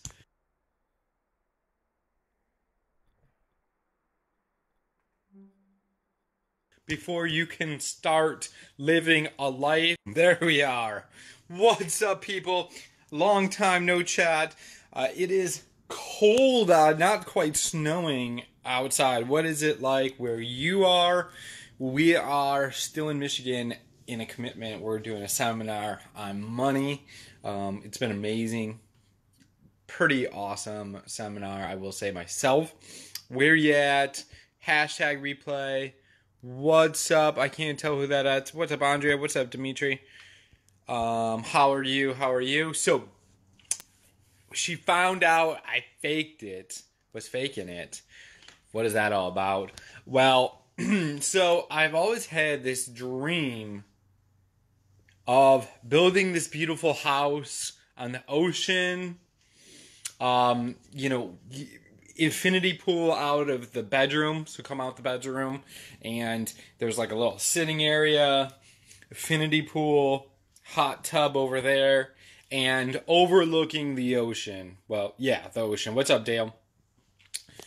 And right, like the infinity pool does a what's it called? Over the edge, right? A waterfall. What's up, Charles? Water falls off into another pool below, lazy river, grotto, another guest house out there in the back, right on the beach, blocking the surge just in case there's a hurricane from the main house. And so as I've taken different courses and went to different seminars and did all this different stuff, they always said, well, figure out what your perfect day looks like. Okay, great. Perfect day. Get up, look at my lover, so excited that I'm with her, just spend a time going, oh, that's amazing. And then get up, start doing my morning stuff, stretching, running in place, then get down, do some swim, do some laps. Lazy river action indeed, right? And then, do my mindset stuff, make smoothies, go walk on the ocean with the wife, go check the email, bunch of commissions, bunch of new clients joining, all that stuff, right? Then, work for 2 to 4 hours a day while we're making a huge impact all across the world, speaking to tens of thousands of people once in a while, all that type of stuff, right? So this has been my perfect day. 2 to 4 hours a day. However, at this time that I'm talking about this perfect day, what's up, Julie? Talking about this perfect day of 2 to 4 hours a day, like 20, maybe 30 hours a week type deal. I'm working 60 to 80 hours a week. And I'm freaking grinding my face off, stressed out. Not stressed out because we're working so much. We're taking on clients we don't necessarily want. We're doing all this stuff that but we're living on the beach at the time. Not this beautiful house with the grotto and all of this stuff. But we're living in condos overlooking the beach, gorgeous places, and traveling and all this. But we're working tons and tons and tons of hours. But my dream lifestyle says 2 to 4 hours a day, right? It's incongruent. And if you can think that you're going to be able to kick the habit of working, now I'm speaking to you, kick the habit of working 40 to 60 hours a week, or 60 to 80 hours, or whatever you're currently doing, to go down to something that's like chill to 20, 30 hours a week. It's really, really challenging to kick that habit. I will tell you. It's like a drug of having to work. What's up, Darla? And it's like a drug to constantly need to work. What's up, Jamie? Constantly be working and constantly be grinding. And it's like you have to kick that habit before you can start living a lifestyle that you really want to live. And so we're actually having a workshop on Friday to teach you guys how to set that up. Not only do you set how to set that up, but also how to make sure you're only doing things that you love. Excuse me, doing stuff that you love to do. What's up, David? Making sure that you're only doing things that you love in your business and in your coaching, and you're only doing things that you really, really, truly enjoy. And we're going to teach you how to set all of that up in your business and your coaching. And we're going to do that this Friday at noon. And so I'm going to be dropping a link here in the thing, and let me see if I can do that right now.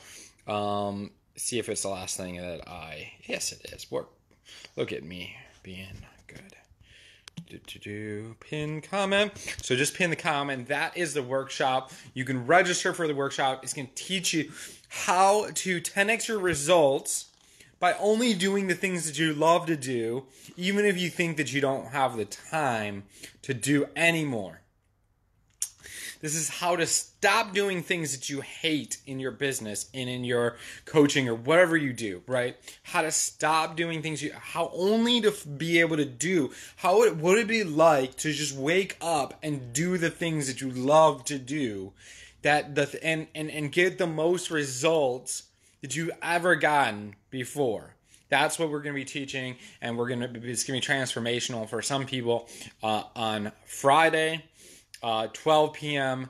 Or excuse me, 12, noon on Friday, Eastern time. And that's going to be, normally we charge for something like this, but it's going to be completely no cost. You can jump in at noon. I'm really excited about this one. It's going to be mind-blowing, and we're actually going to be, we've already kind of got the framework. We know where we're going to be teaching, but we're going to go over, put a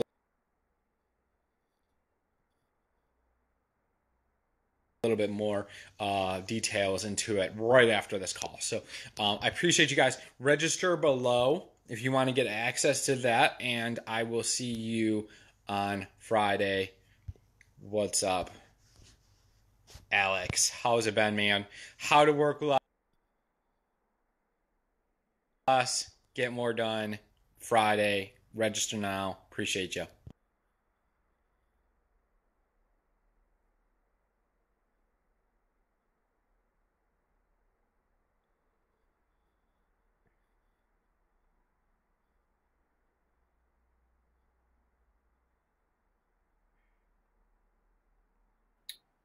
What's up, people? Hey, click here. Click. Yeah, right there. Sweet. What's up? Hey, there you go. You want to jump in this? Yeah, I needed my computer, but what are we talking about?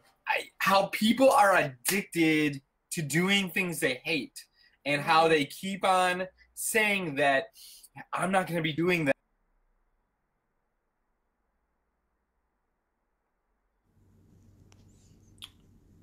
Gotta switch this around. Boom, there we are. What's up, people? Boom, there we are. What's up, people? Boom, there we are. What's up, people? Boom, there we are. What's up, people?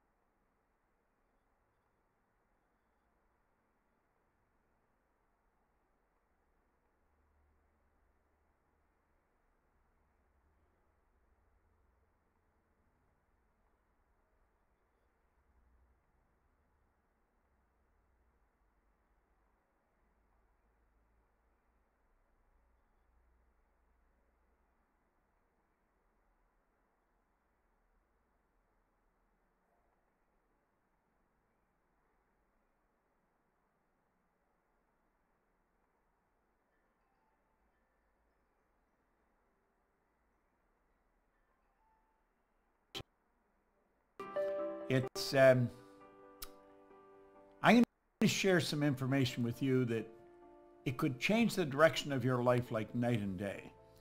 And when I say that, I want you to really stop and take a look at your life. Take an honest look at your life. I was thinking just before I start to make this, we have actually been conditioned to kid with ourselves, to lie to ourselves, to not really take an honest look at the results we're getting. I want you to take a real honest look at your results. And when you look at them, ask yourself, am I living the way I really want to live? You see, most people aren't. One of the first questions I ask a person that comes to work with me, I want to know what's the most they've ever earned in a year. Now, I really don't care what the answer is, but I want to know what the answer is. Because you see, if a person says the most they've ever earned in a year is $50,000, I know where their mind is programmed. If they tell me the most they've ever earned is $250,000, I know where they're programmed. And then I want to find out what they want. And I know then what has to shift. Because their mind is programmed, and if they're really going to live the way they want to live, they've got to change the program. And if they don't change the program, then nothing really happens. Now, what I'm going to share with you, I've been studying for a long time. I'm going to put some PowerPoint slides right up here. And on those PowerPoints, I'm going to tell you a story. And it's a story about me, and it's a story about you, and it's a story about what we're capable of doing, what we're really capable of doing. You see, I started to study this information 54 years ago. In fact, last October, I started my 55th year of studying this. Now, that's longer than probably many of you are living, maybe longer than your parents have been living. But I've studied it every day. I've become absolutely fascinated with this information. And as I go through this, I think you're going to be fascinated with it. Now, I didn't always have this information. Today, I have a company that operates all over the world. I earn millions of dollars. I have some wonderful friends. And I live an interesting life. When I wake up in the morning, I know that I'm going to be doing what I love all day long, and I'm going to be extremely well paid for it. But you know, it wasn't always like that. I have to go back to 1961. And in 1961, a man gave me this book. And that's when everything in my life started to change. The book is Think and Grow Rich. And there was a huge shift in the direction of my life. Now, I'm not going to be on here long, maybe, I don't know, an hour. But in that hour, I'm going to suggest that you could change everything in your life. You see, today can be the turning point in your life by making a simple decision. But if you don't make decisions, you're going to stay right where you are. We have to make decisions. If we're going to change, we have to change the direction that we're going. And when we change the direction we're going, then we want to make sure we're going in the right direction. Because if we're not, we're going to either go backwards or we're going to stay where we are. Now, I had something pretty interesting happen. When I committed to study this material every day and follow proven direction, the change that took place was enormous. And you know, it can be for you. Now, there's one thing that you absolutely require if you're going to make a big change, and that's discipline. See, without discipline, nothing happens. Now, I found that discipline is the ability to give ourselves a command and then follow it. Now, I'm going to suggest as we go through this, and I suggest you make some decisions. Don't look at somebody else and say, what are you going to do? You see, what they're going to do has absolutely nothing to do with where you're going. It's what are you going to do? That's what really makes the difference. Now, I've worked with tens of thousands of people all over the world. And I've watched some absolutely phenomenal changes take place. I've watched kids go from a C&D average to an honors mark almost overnight. I would have difficulty counting all the people that have gone from ordinary incomes to multi-million dollars. You see, earning money is not difficult. It's just that hardly anyone knows how to do it. And for good reason. We can go right to our school system and no one ever teaches us how to earn money. And for good reason, they don't know how to earn money. Now, is earning money all this is about? Absolutely not. This is about living the way you want to live.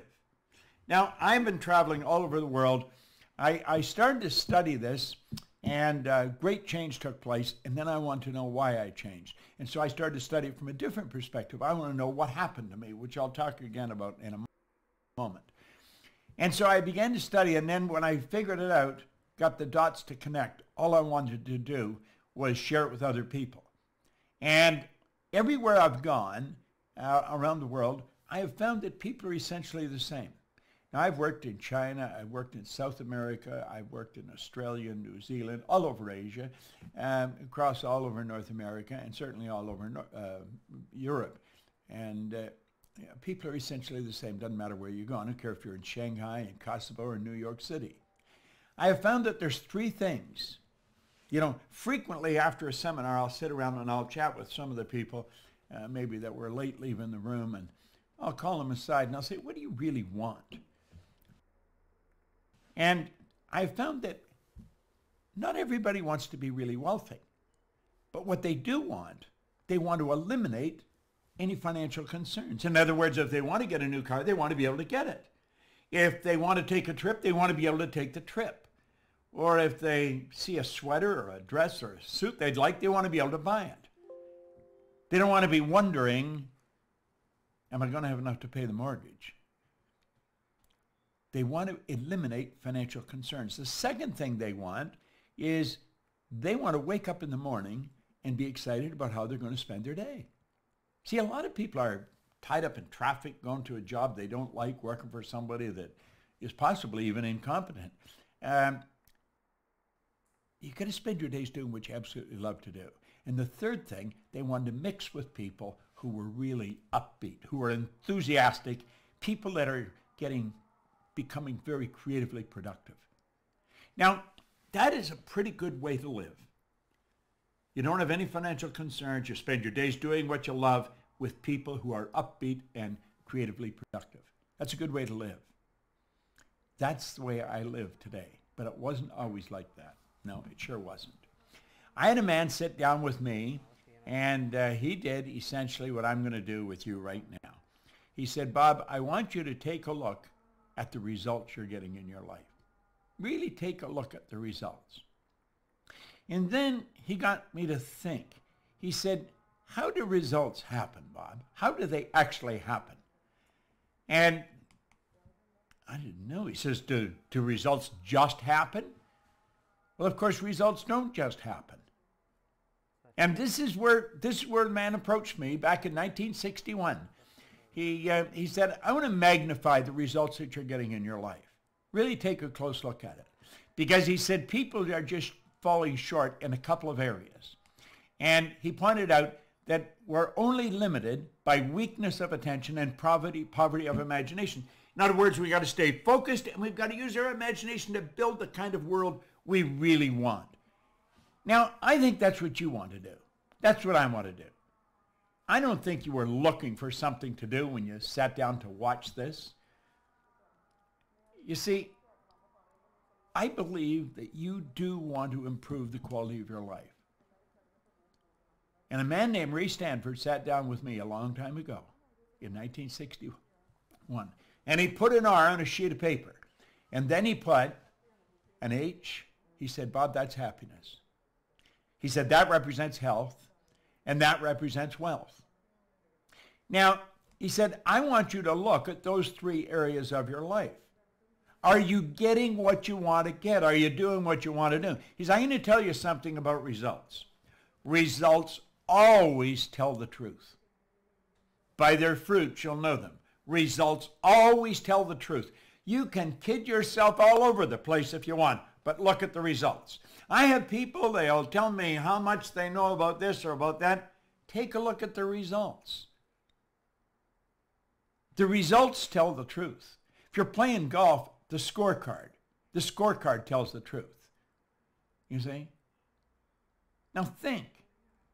Your bank account tells the truth. Your sales tell the truth. Your position in life, the health of your body.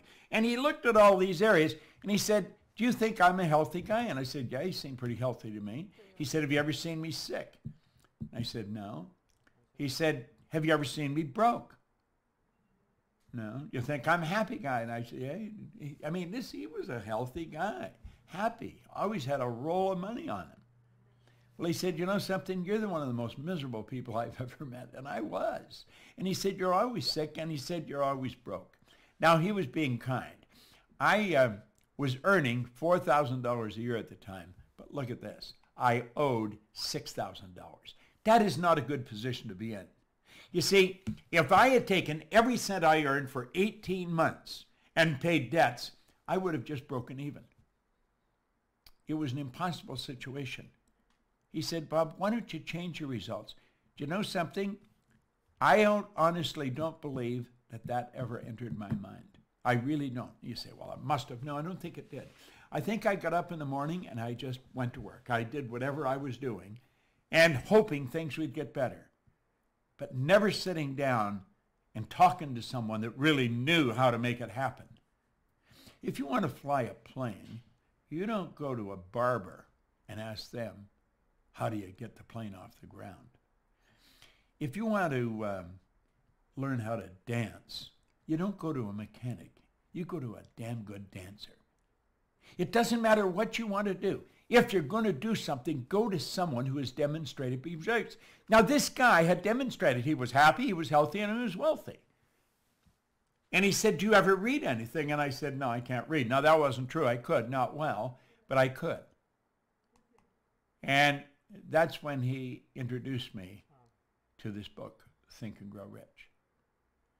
And he said, Bob, if you do exactly what I tell you, and you study this book and do exactly what the author tells you, he said, everything in your life will change. Now, he said, the man that wrote this book, Napoleon Hill, spent his whole life putting this together. It contains the best thinking of over 500 of the world's most successful people. Listen, I've been reading this one now since 1961. Now, think about that. That's a long time. He said he spent his whole life writing this. He said, I think it would be a very prudent move on your part if you spent your life trying to understand and apply it. Now, I don't know why, but I decided I would. Now, let me explain where I was starting from. I told you I was earning $4,000 and I owed $6,000. See? I had 2 months high school. 2 months high school. That was my formal education. I had never had a half-decent job. I just bounced from one job to another, in the bar, working in a bar, in the Navy, out of the Navy, working in factories. I'd never had a half-decent job. Now, I had every reason why I couldn't win. He said, Bob, there are reasons why you can't. You've got to quit thinking of those. You've got to start thinking of how you can. He said, do exactly what I tell you. And so, you know something? I decided I would. 1 year later, I was earning $175,000. My life changed like night and day. You say, well, what were you doing? I was cleaning offices. And then I took it over $1 million. I started cleaning one office. I would do anything honest to earn money. I was earning, about $100 a week, and I got an office to clean where I would wash the floor twice a month, and I got $30. Then I got another office, $65 a month. Kirby's Construction. Now I'm up to an extra $100 a month. Do you know in less than 5 years I was cleaning offices in Toronto, Montreal, Boston, Cleveland, Atlanta, and London, England. Went right through the roof. Now, if you had asked me what I was doing, I couldn't tell you. I would say I'm cleaning offices. I'm reading Think and Grow Rich. But you know, a lot of people were cleaning offices. They weren't doing what I was doing. A lot of people had read Think and Grow Rich. They weren't doing what I was doing. Now, I was trying to figure out how the heck did this happen? See, I had been raised to believe if you're going to earn a lot of money, you've got to be really smart. Well, I knew I wasn't that smart, but I was earning a lot of money. I was raised to believe if you're going to have a good job, you have to have a good formal education.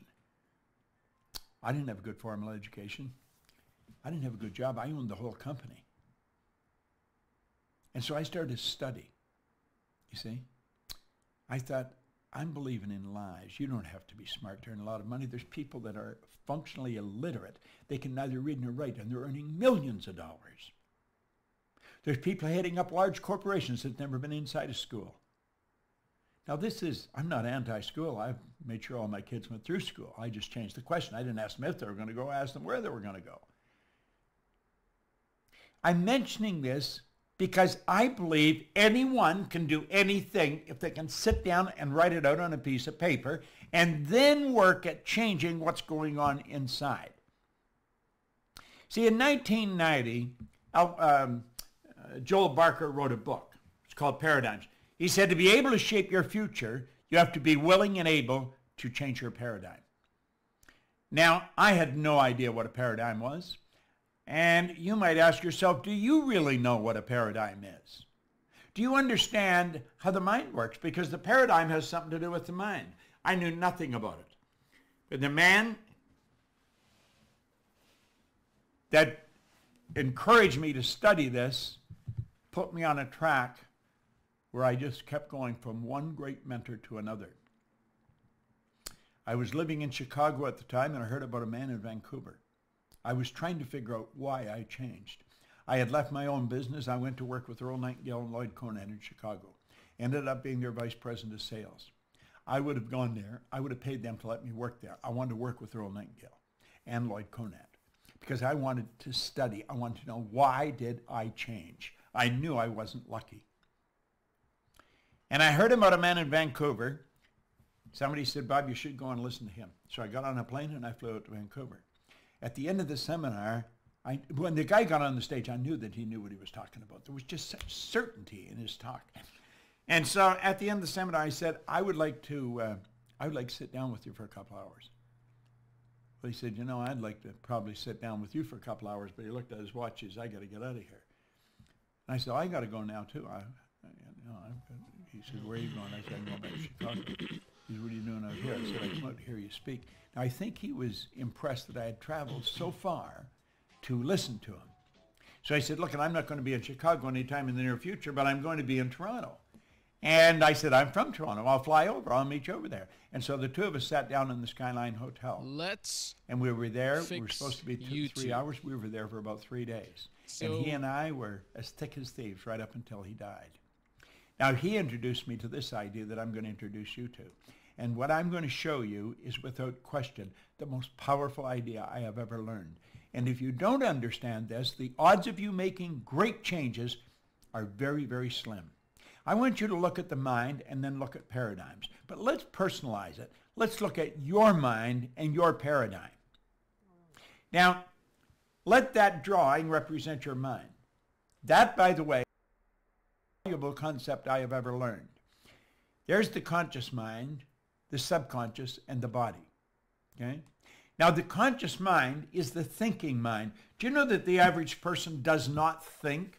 Do you know that thinking is a subject that's not taught in school? You'll say everybody thinks. Hardly anyone thinks. I remember Earl Nightingale used to say, if the average person said what they were thinking, they would be speechless. Do you know what we do? We confuse mental activity with thinking. That's not thinking. Listen to what most people are saying. They'd never say what they're saying if they were thinking. Watch their behavior. They'd never do what they were doing if they were thinking. Back in 1981, I picked up a paper from Dr. Lawrence Rampell. Listen to what he said. Thinking is a skill which can be learned just as we learn skills such as typing and playing the piano. Few public schools offer courses devoted expressly to teaching thinking. Rather, we are expected to learn and teach thinking as a byproduct of learning mathematics, reading, history, science, a trade, and so forth. And we do learn a lot about thinking in that way. The trouble is we learn our thinking skills in bits and pieces, and we never put it together as an overall picture. If asked to describe what all is required in order to think effectively, most of us would be at a loss to give a complete account. Thus, we are unable to assess our own thinking skills or systematically teach the skill of thinking to others. Well, it's with your conscious mind you think. This is also what we call the educated mind. And I'm going to come back to that because I'm going to show you just how far off track we get with that. Now, this is where our intellect is resident. And it's the intellectual factors that give you the ability to be the creative ability. You say you're created in God's image? Well, that's where the creative faculty comes in. In our intellectual factors, you have perception, the will, reason, imagination, memory, intuition. Now, the subconscious mind is quite different from the conscious mind. That's what we call the emotional mind. See, the conscious mind can think, so therefore you have the ability to choose. You literally choose where you're going. Now, the choice may be unconscious, but it is a choice. You have the ability here to accept or reject information. When we see something come on the news about the economy's taking a dive, say maybe for them or you, but not for me. You've got the ability to reject information. Somebody starts to tell you a bad story, reject it. Now think. You have the ability to accept or reject it in your conscious mind. You have the ability to originate ideas in your conscious mind.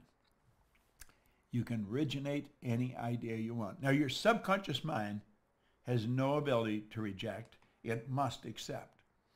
And here's something else. Whatever's placed in the subconscious mind is going to dictate your world. It really will. And your imagination or your subconscious mind cannot differentiate between what you imagine and what's real. So if you imagine something happening and you get emotionally involved, it's actually starting to happen. You may say, well, that's ridiculous. Well, the Wright brothers didn't think so. Ed Hillary didn't think so. Steve Jobs didn't think so. Think about it. Thomas Edison didn't think so. Alexander Graham Bell. See, we listen to them and think, well, they're different. No, they're not different. They're exactly the same as you and me. Now look here for a moment. I've given you the basics about the mind. Now let's look at this. Today, you're being inundated with information in your conscious mind from radio, from other people, from TVs, from newspapers. And you have the ability, because you have a reasoning factor, you have the ability to think. And you can say, I don't want that information. I'm not accepting that. And you can cause it to go away. But you know something? We don't do that. Not only don't we not do that, we don't even think about it. We don't even think. Why? We leave our mind wide open. And it goes right in. What do we say about the subconscious? It has no ability to reject. It must accept. Why do we do that? Because we're programmed to do it. That's why we do it. That's our paradigm. How did that happen? How did it happen that we go around leaving our subconscious mind wide open? Because it's what's going on in the subconscious that dictates what you do. Well, let's look at it for a minute. Let's close the window here and open it over here. Now, I'm hoping you're paying attention to this because this could be worth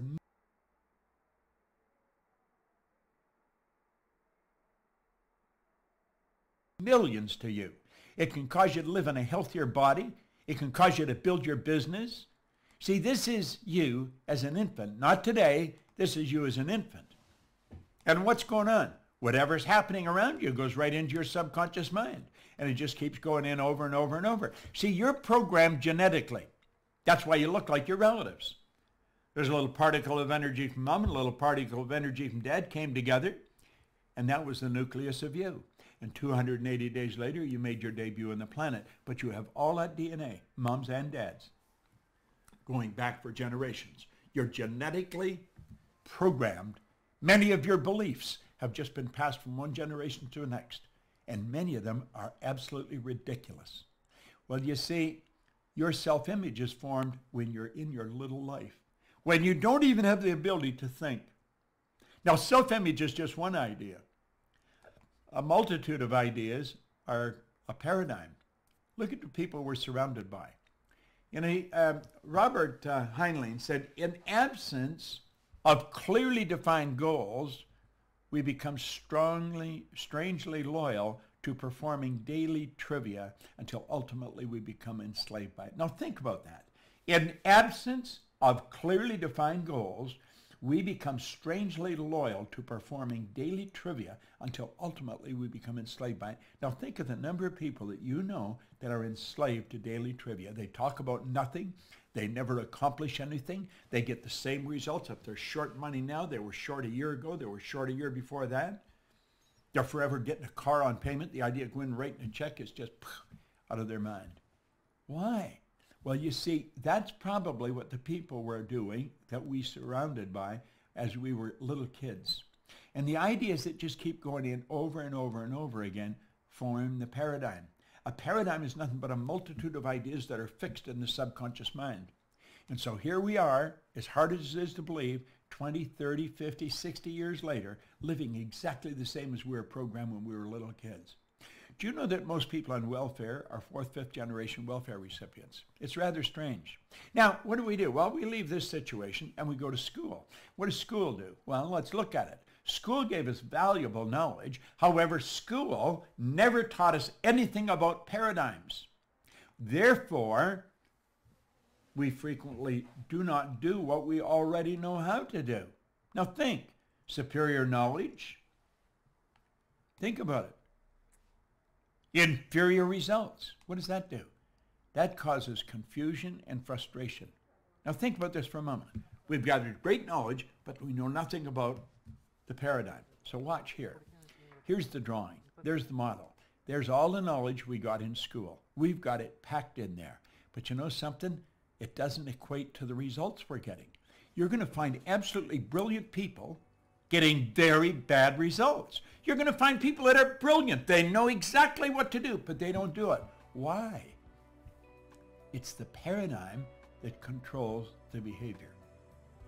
Now listen, I've studied this for over half a century. I had no formal education. I had no business experience. I earned millions of dollars. I'm 81 years old. I've got more energy than most people that are 21. I have a sister-in-law that says he's 81, he looks about 60, and he's acts like he's about 30. Well, she got that down pretty good because that's just about the way it is. Why? It's because I understand how to use the mind. Now look at, if you want to change your results, if you really want to change the results, there's something that you've got to do.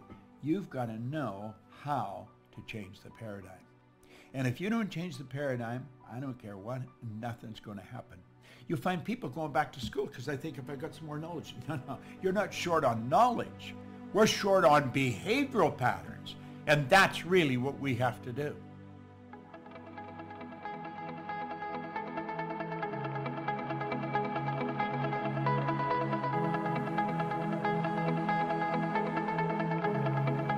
Check us out at ProctorGallagherInstitute.com for tips, tools, and resources.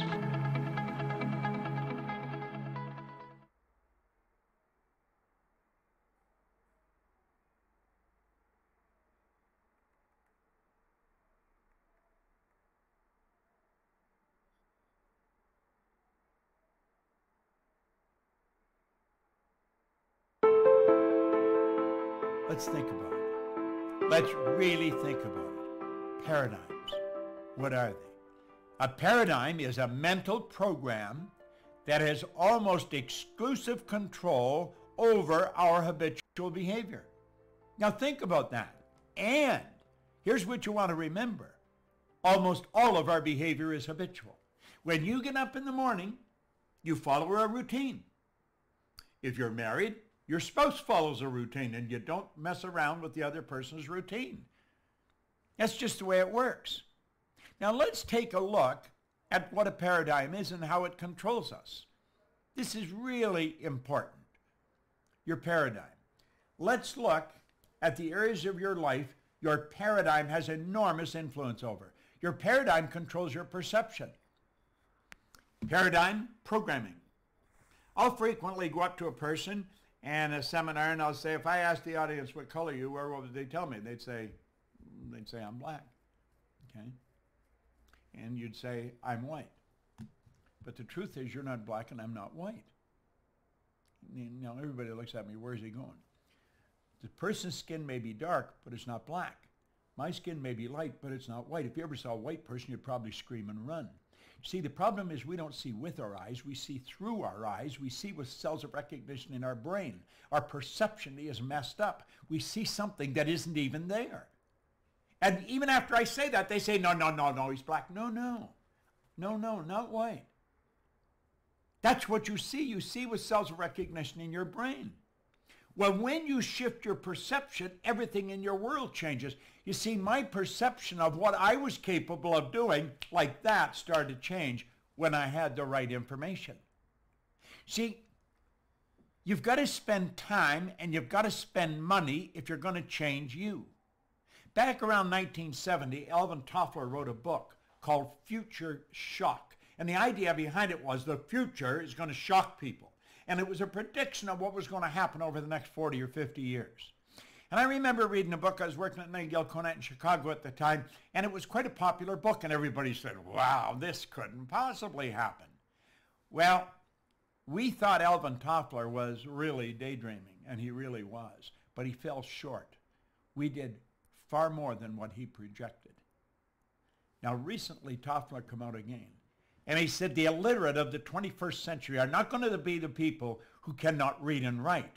They're going to be the people who cannot learn, unlearn, and relearn. Now think about that. They're going to be the people who cannot learn, unlearn, and relearn.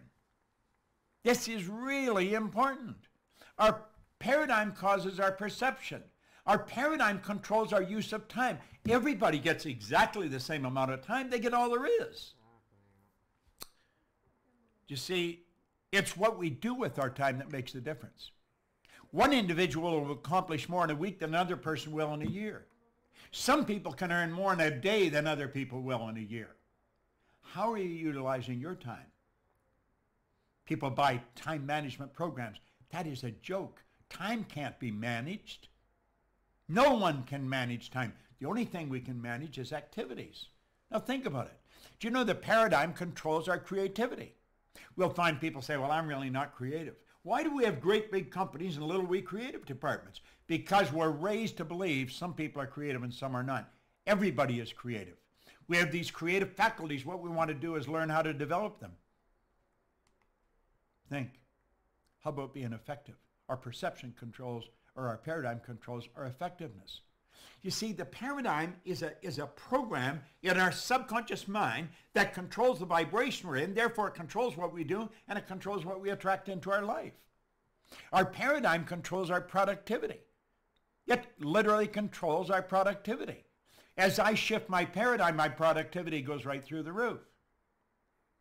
Our paradigm controls our logic. And you know something? Logic is that ceiling we keep banging against. When those two young bicycle mechanics back around 1903 from Dayton, Ohio said we're going to get a plane in the air, everybody thought they were out of their mind, but they got it in the air.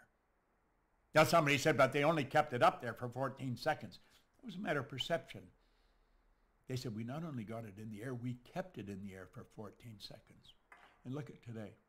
Do you know, last week I flew to Dubai on Emirates, and I had a little room to myself. I had a shower. I had a shower going over and I had a shower coming back. The floor is heated when you get out of the shower. This is at 35,000, 40,000 feet, going a few hundred miles an hour. A long ways from where the paradigm was changed by the Wright brothers. The whole world believed we couldn't fly. They went through logic.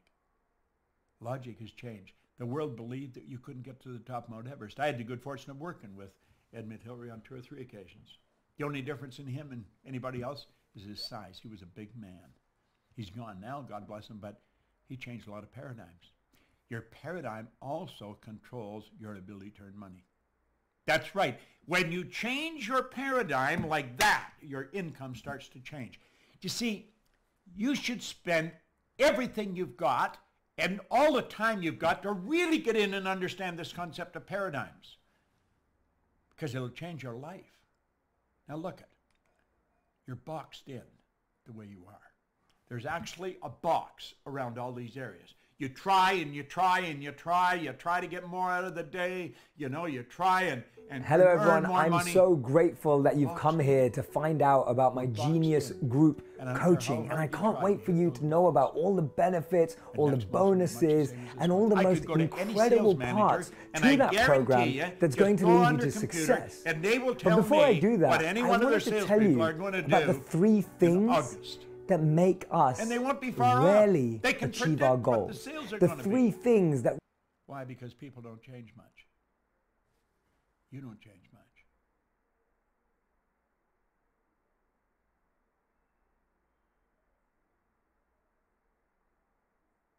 really stop us from living our potential and our passion.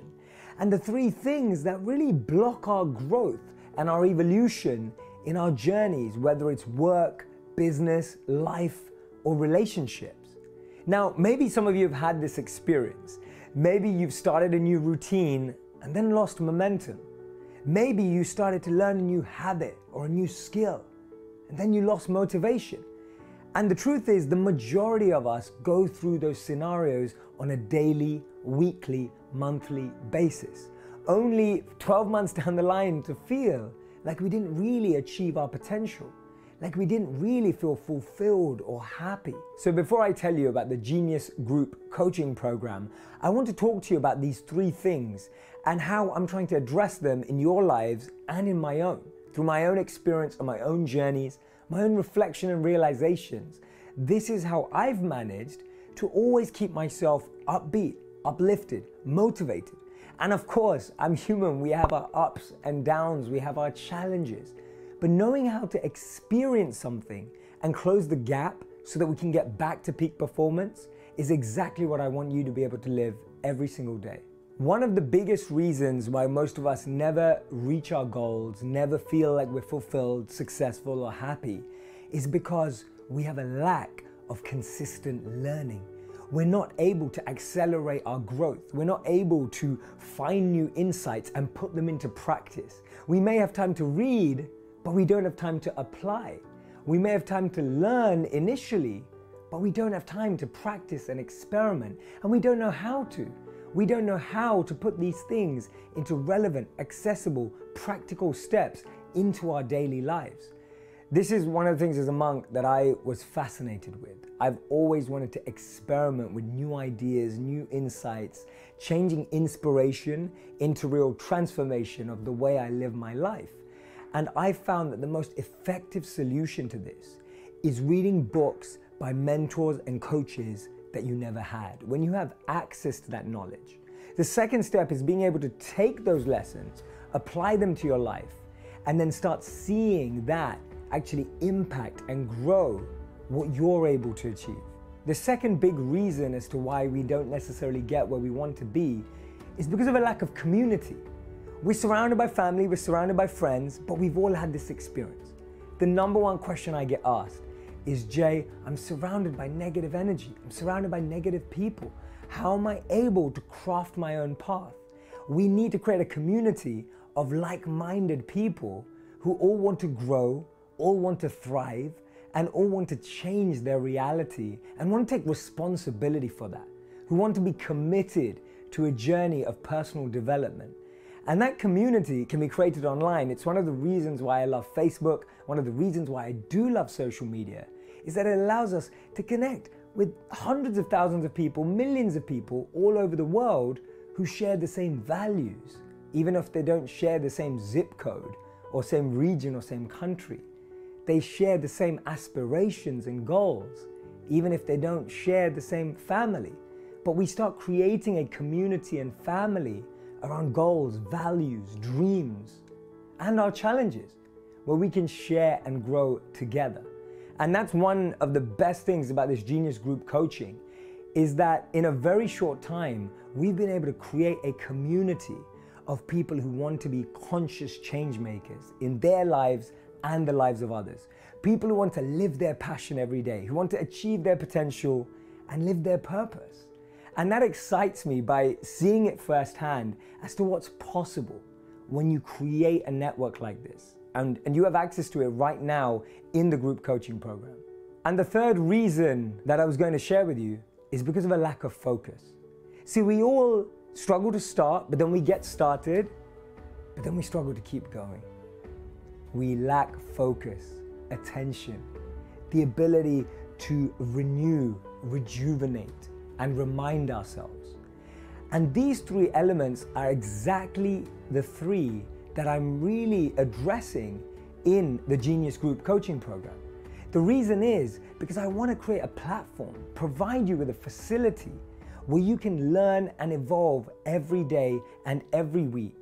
I want you to be in a space where you're surrounded by like-minded people who are just like you that want to grow.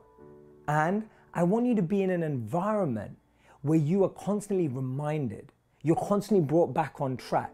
And even when I'm working with some of my clients who are monthly coaching programs, who pay me thousands of dollars to do that, the thing about it is that no matter who you are, how successful you are, we all, me included, need reminding. Sometimes we need someone to tell us where we need to focus again, where we need to keep our priorities. And being able to have a group that allows you to do that is a phenomenal place to start. So I would be genuinely grateful, and I'd highly recommend that you join the Genius Group coaching program today, because it will accelerate your growth like no other. Already people involved have been saying that it's the best classroom they've ever been to. A classroom that's diverse, a classroom that's spread all over the world, learning from minds and people that you'd never meet before. So go ahead, find the link here, click on it, register today, be a part of this incredible journey that I want to take you on and be with you on together. So let me tell you a bit about what you're going to receive in the Genius Group coaching program. The first thing that you're going to receive is a weekly live Facebook coaching session with me. I'm going to be sharing the latest insights, what I've been reading, what I've been learning from spending time with the incredible minds that I get to be with, whether it's entrepreneurs, whether it's sages and monks, or whether it's people in the world of technology or mindfulness and well-being. I'm going to be sharing with you the latest insights, and more importantly, how to make them practical for you. And then I'm not offering you one bonus, two bonuses, three, but 4 bonuses. One of them is that every month we'll do a live meditation session together. Maybe you've wanted to learn to meditate. I've been fortunate enough to meditate for over 10,000 hours in the last 10 years, and I want to share that practice with you.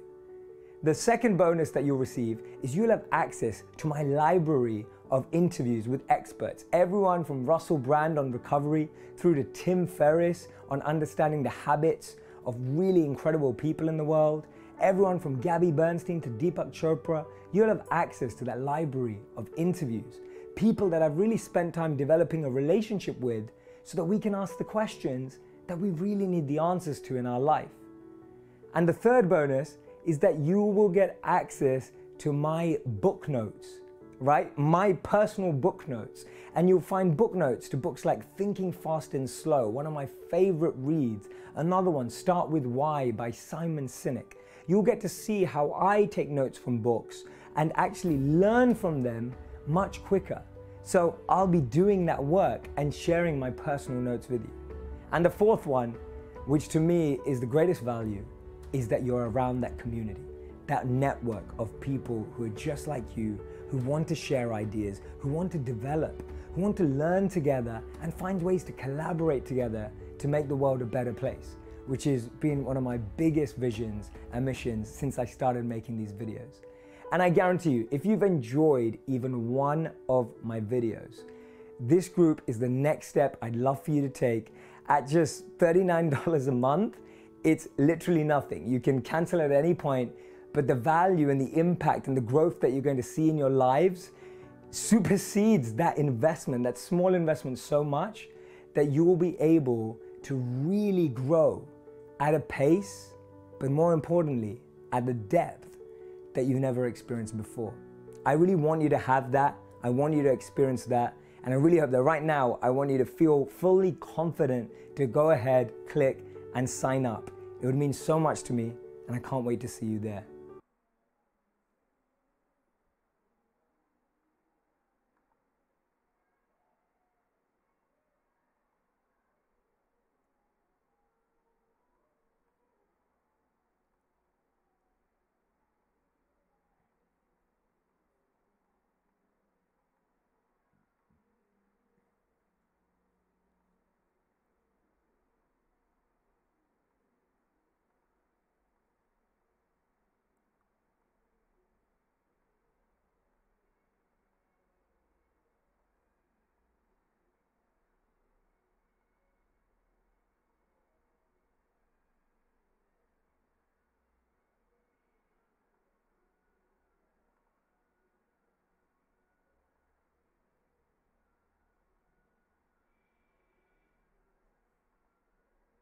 I think I have a pretty awesome idea to solve a pretty big problem, and that is the essence of any good business. You find a problem with a sufficient level of popularity to where the solution would be of value to the largest possible audience and therefore customers. So what is the problem that we can solve?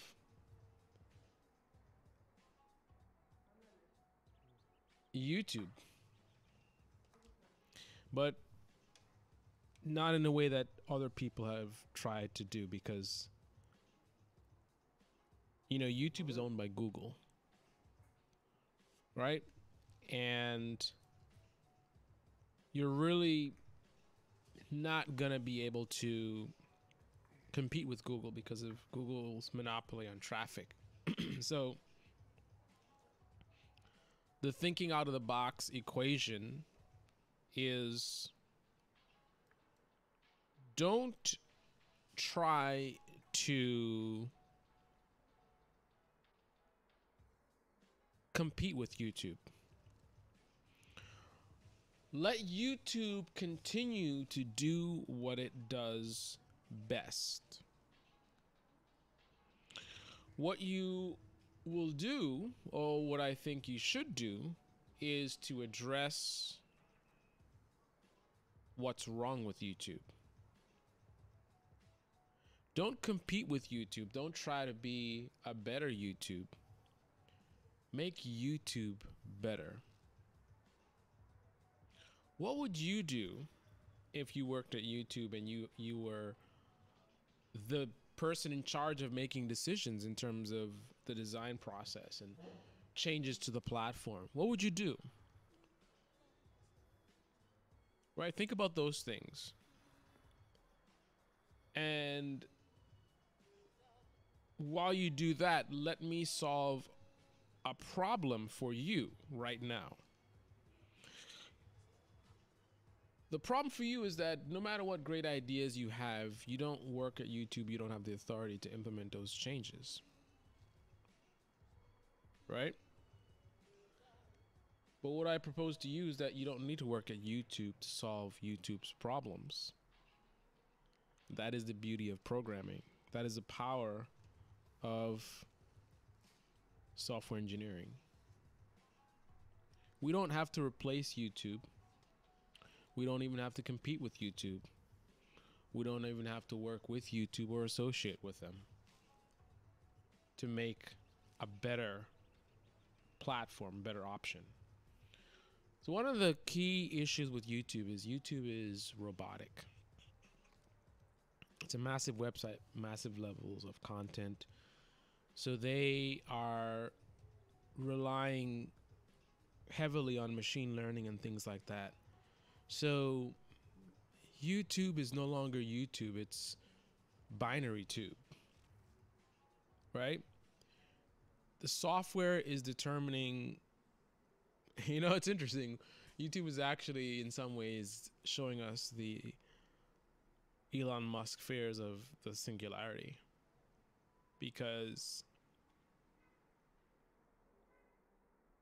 we're seeing what happens when you let computers have too much control, right? We're seeing software pretty much taking over the direction of a website. Now, one would say, what's the reason why these programs were created? Artificial intelligence, machine learning on YouTube, right?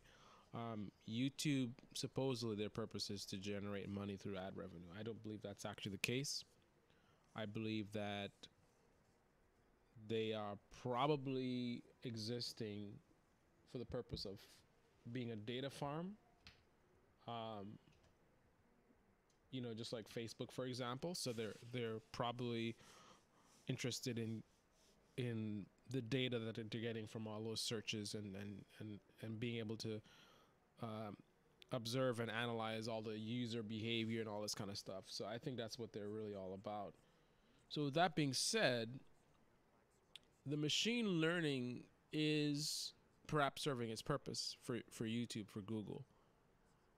So perhaps they're getting what they want out of it. I mean, if they weren't, then they would probably make some changes, right? They would not continue on this sort of track, right? That being said, what about the you in YouTube? Right? What about the you in YouTube? Everything that I'm speaking about so far is their tube, right? There being Google and YouTube, right? Everything I'm talking about is their tube. It's all their tube, right? So what I'm proposing is reestablishing the you in YouTube. YouTube is working for YouTube and for Google for whatever they are looking to get out of it. Whether it's advertising revenue, even though they're at a net loss, they have not been profitable, which is another reason why I think it's more of a data farming thing, because why would they run a company that's losing them money? But then that's a whole other conversation. But what I'm suggesting is to repair the YouTube, right? Their tube clearly works. Let's repair the YouTube. So what does that mean? We can use programming to address a lot of the problems that are facing a lot of YouTubers.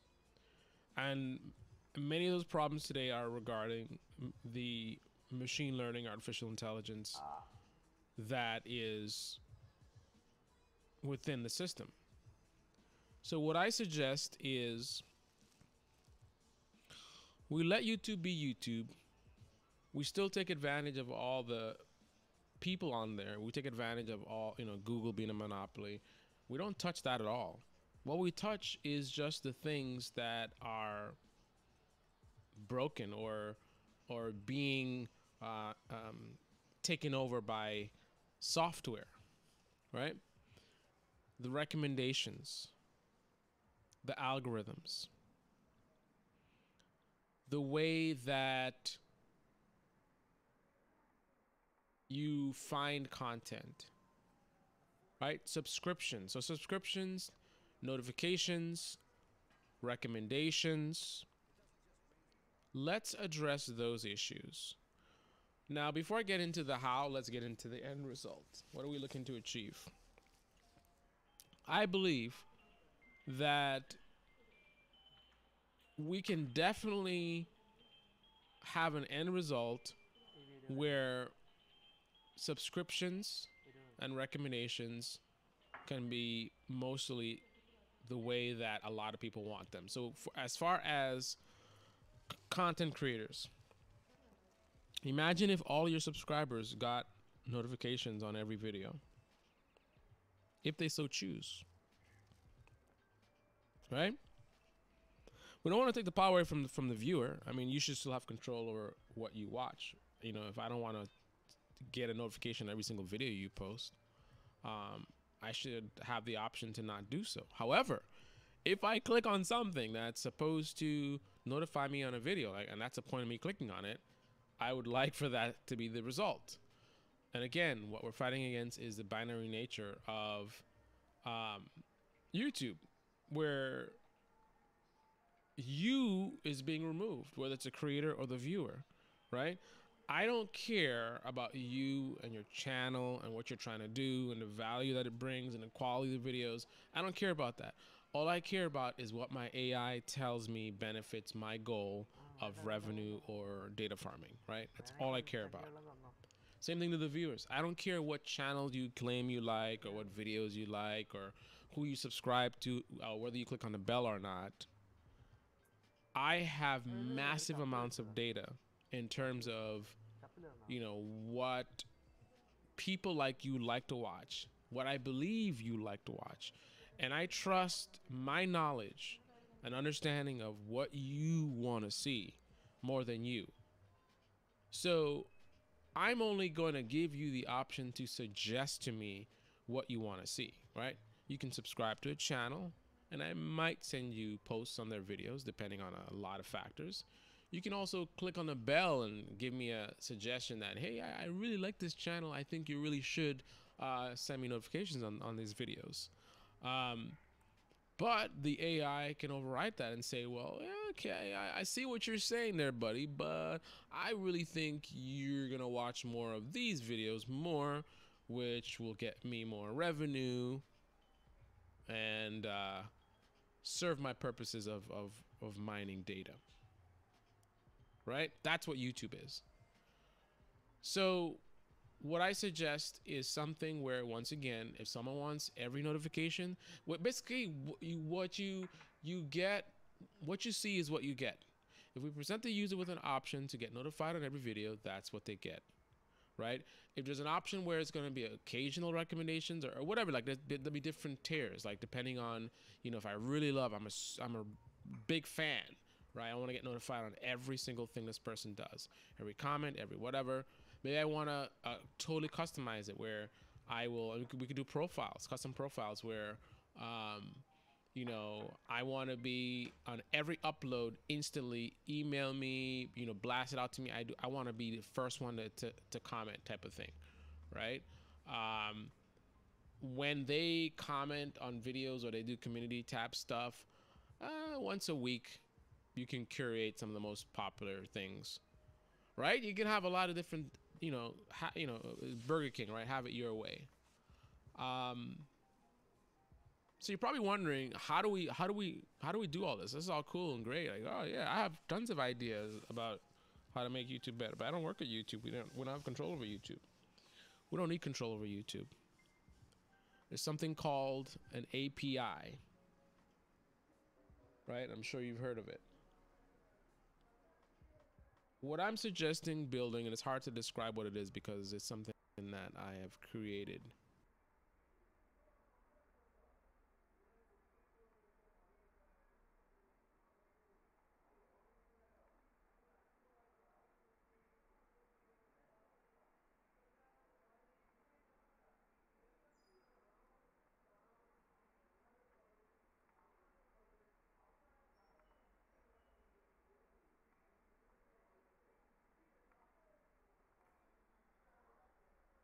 Yeah. It's time, right? I know it's beyond time. Stuff and creating routines, my fellow messy friends, we can finally get our shit together. But first, a quick message. Consumerism is destroying America, and our children are at risk. Every year, our young ones are being exposed to material objects that ruin their chances to experience the joy of less. That's why for every person who supports my videos on Patreon, I will take away one toy from a child. Together, we can make a difference. I'm only kidding. Support my videos on Patreon and get exclusive videos every month on minimalism, filmmaking, and get access to my personal vlog. Learn things like how to grow your audience and get a behind-the-scenes look at how I make my films. As a former messy person, I have to admit that I hate clutter. I'm not obsessive about it, but it was very easy for me to see the benefits once I did declutter. I was able to regain my time. I had more clarity. There wasn't this mounting chore in the back of my mind that I knew that I always had to take care of. And I also never lost my shoes again. But I had to come up with a process that I could stick to. These are the 4 steps that really helped me take control of the clutter in my home. Step 1, get rid of your shit. You must have seen this one coming. Get rid of the unnecessary stuff that's in your home. As the size of the average American home has increased, tripling over the last 50 years, so too has the amount of stuff inside. The Boston Globe and LA Times have cited that Americans have over 300,000 items in their homes. Regardless of the number of things in your home, whether it's 1,000 or 100,000, Most of us have too much shit. We've got too much stuff in our house. And it helps to take a look around to see the things that maybe we haven't gotten value out of or any joy from over the past 6 months to a year. And if we're honest with ourselves, we can start to pare away and let go of some of those things. Take it one weekend at a time, one room at a time, one closet or drawer at a time. The most difficult part is getting started, but you'll build momentum with each thing you get rid of. Here's a helpful tip. Reduce the number of surface areas in your home. Humans are very simple creatures. If we see a surface, we will put something on it. Every unnecessary table, desk, or dresser that you own will eventually get filled with stuff. By minimizing these areas, you'll naturally reduce clutter, or at the very least, isolate it to a few places. Step 2. Systematize your things. The magazine version of a minimalist home is beautiful, but it doesn't always depict reality. In the real world, we have kids with toys and hobbies that require closet space. You need to set up a system, and if you haven't done it, then this stuff will never stay organized. Use bins and sandwich bags to store cables and electronics. Hide your phone chargers with a small binder clip and gaff tape. I use bins and shelves to organize my camera gear. I hide my lights and C-stand underneath the bed. I keep a spot in my sock drawer for my everyday carry. And since we don't have much space, we use this door rack to hide Natalie's shoes. All right, so confessions of a minimalist. Natalie and I moved into this apartment over a year ago, and there's one thing that I have been putting off organizing since we moved here, and it's been getting worse every single month, and that is my toiletry drawer. So, as you can see, this drawer is just straight chaos. There are things that I clearly don't need, like this empty bag of floss. I have an assortment of razors. Here we have a bottle of melatonin with a bag. I don't know why the bag is necessary. There is no confusion about where things need to go. I will be honest, I suggested we do the same for Natalie's drawers, and she said no. She said, I like the chaos. She lives for it. Have everything in order. Everything is nice and organized. There is no confusion about where things need to go. Wait a second. Membership if you really can't resist the urge. You can also control your temptation to buy new things by curating your social media feed. Keeping up with the Joneses has moved to Instagram. So only follow people that are adding value to your life. If you find that you're constantly comparing yourself to others online, then think about taking a social media detox or scheduling your screen time each day. It's important to replace the negative activities and bad habits. Instead of browsing social media, you could read a book. Instead of watching Netflix, you could go to the gym. When you identify the things that are most important in your life, you can invest more time into those areas. You'll naturally feel less of a pull to buy new stuff. And the final step, create routines. Create morning and nighttime routines that help you keep things in place. Make your bed in the morning, clean up your kitchen and do the dishes before you go to bed, pick up after your kids or girlfriend.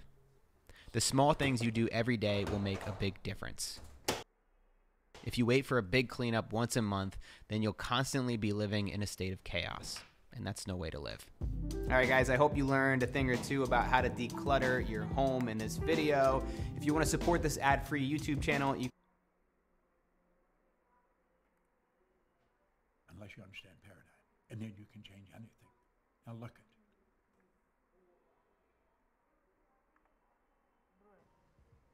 in terms of an idea, it doesn't yet exist. Could you not? And we have to also look at what does exist as well. But I guess I will start out by describing it as a... Thank you for watching. I will see you later. Bye-bye.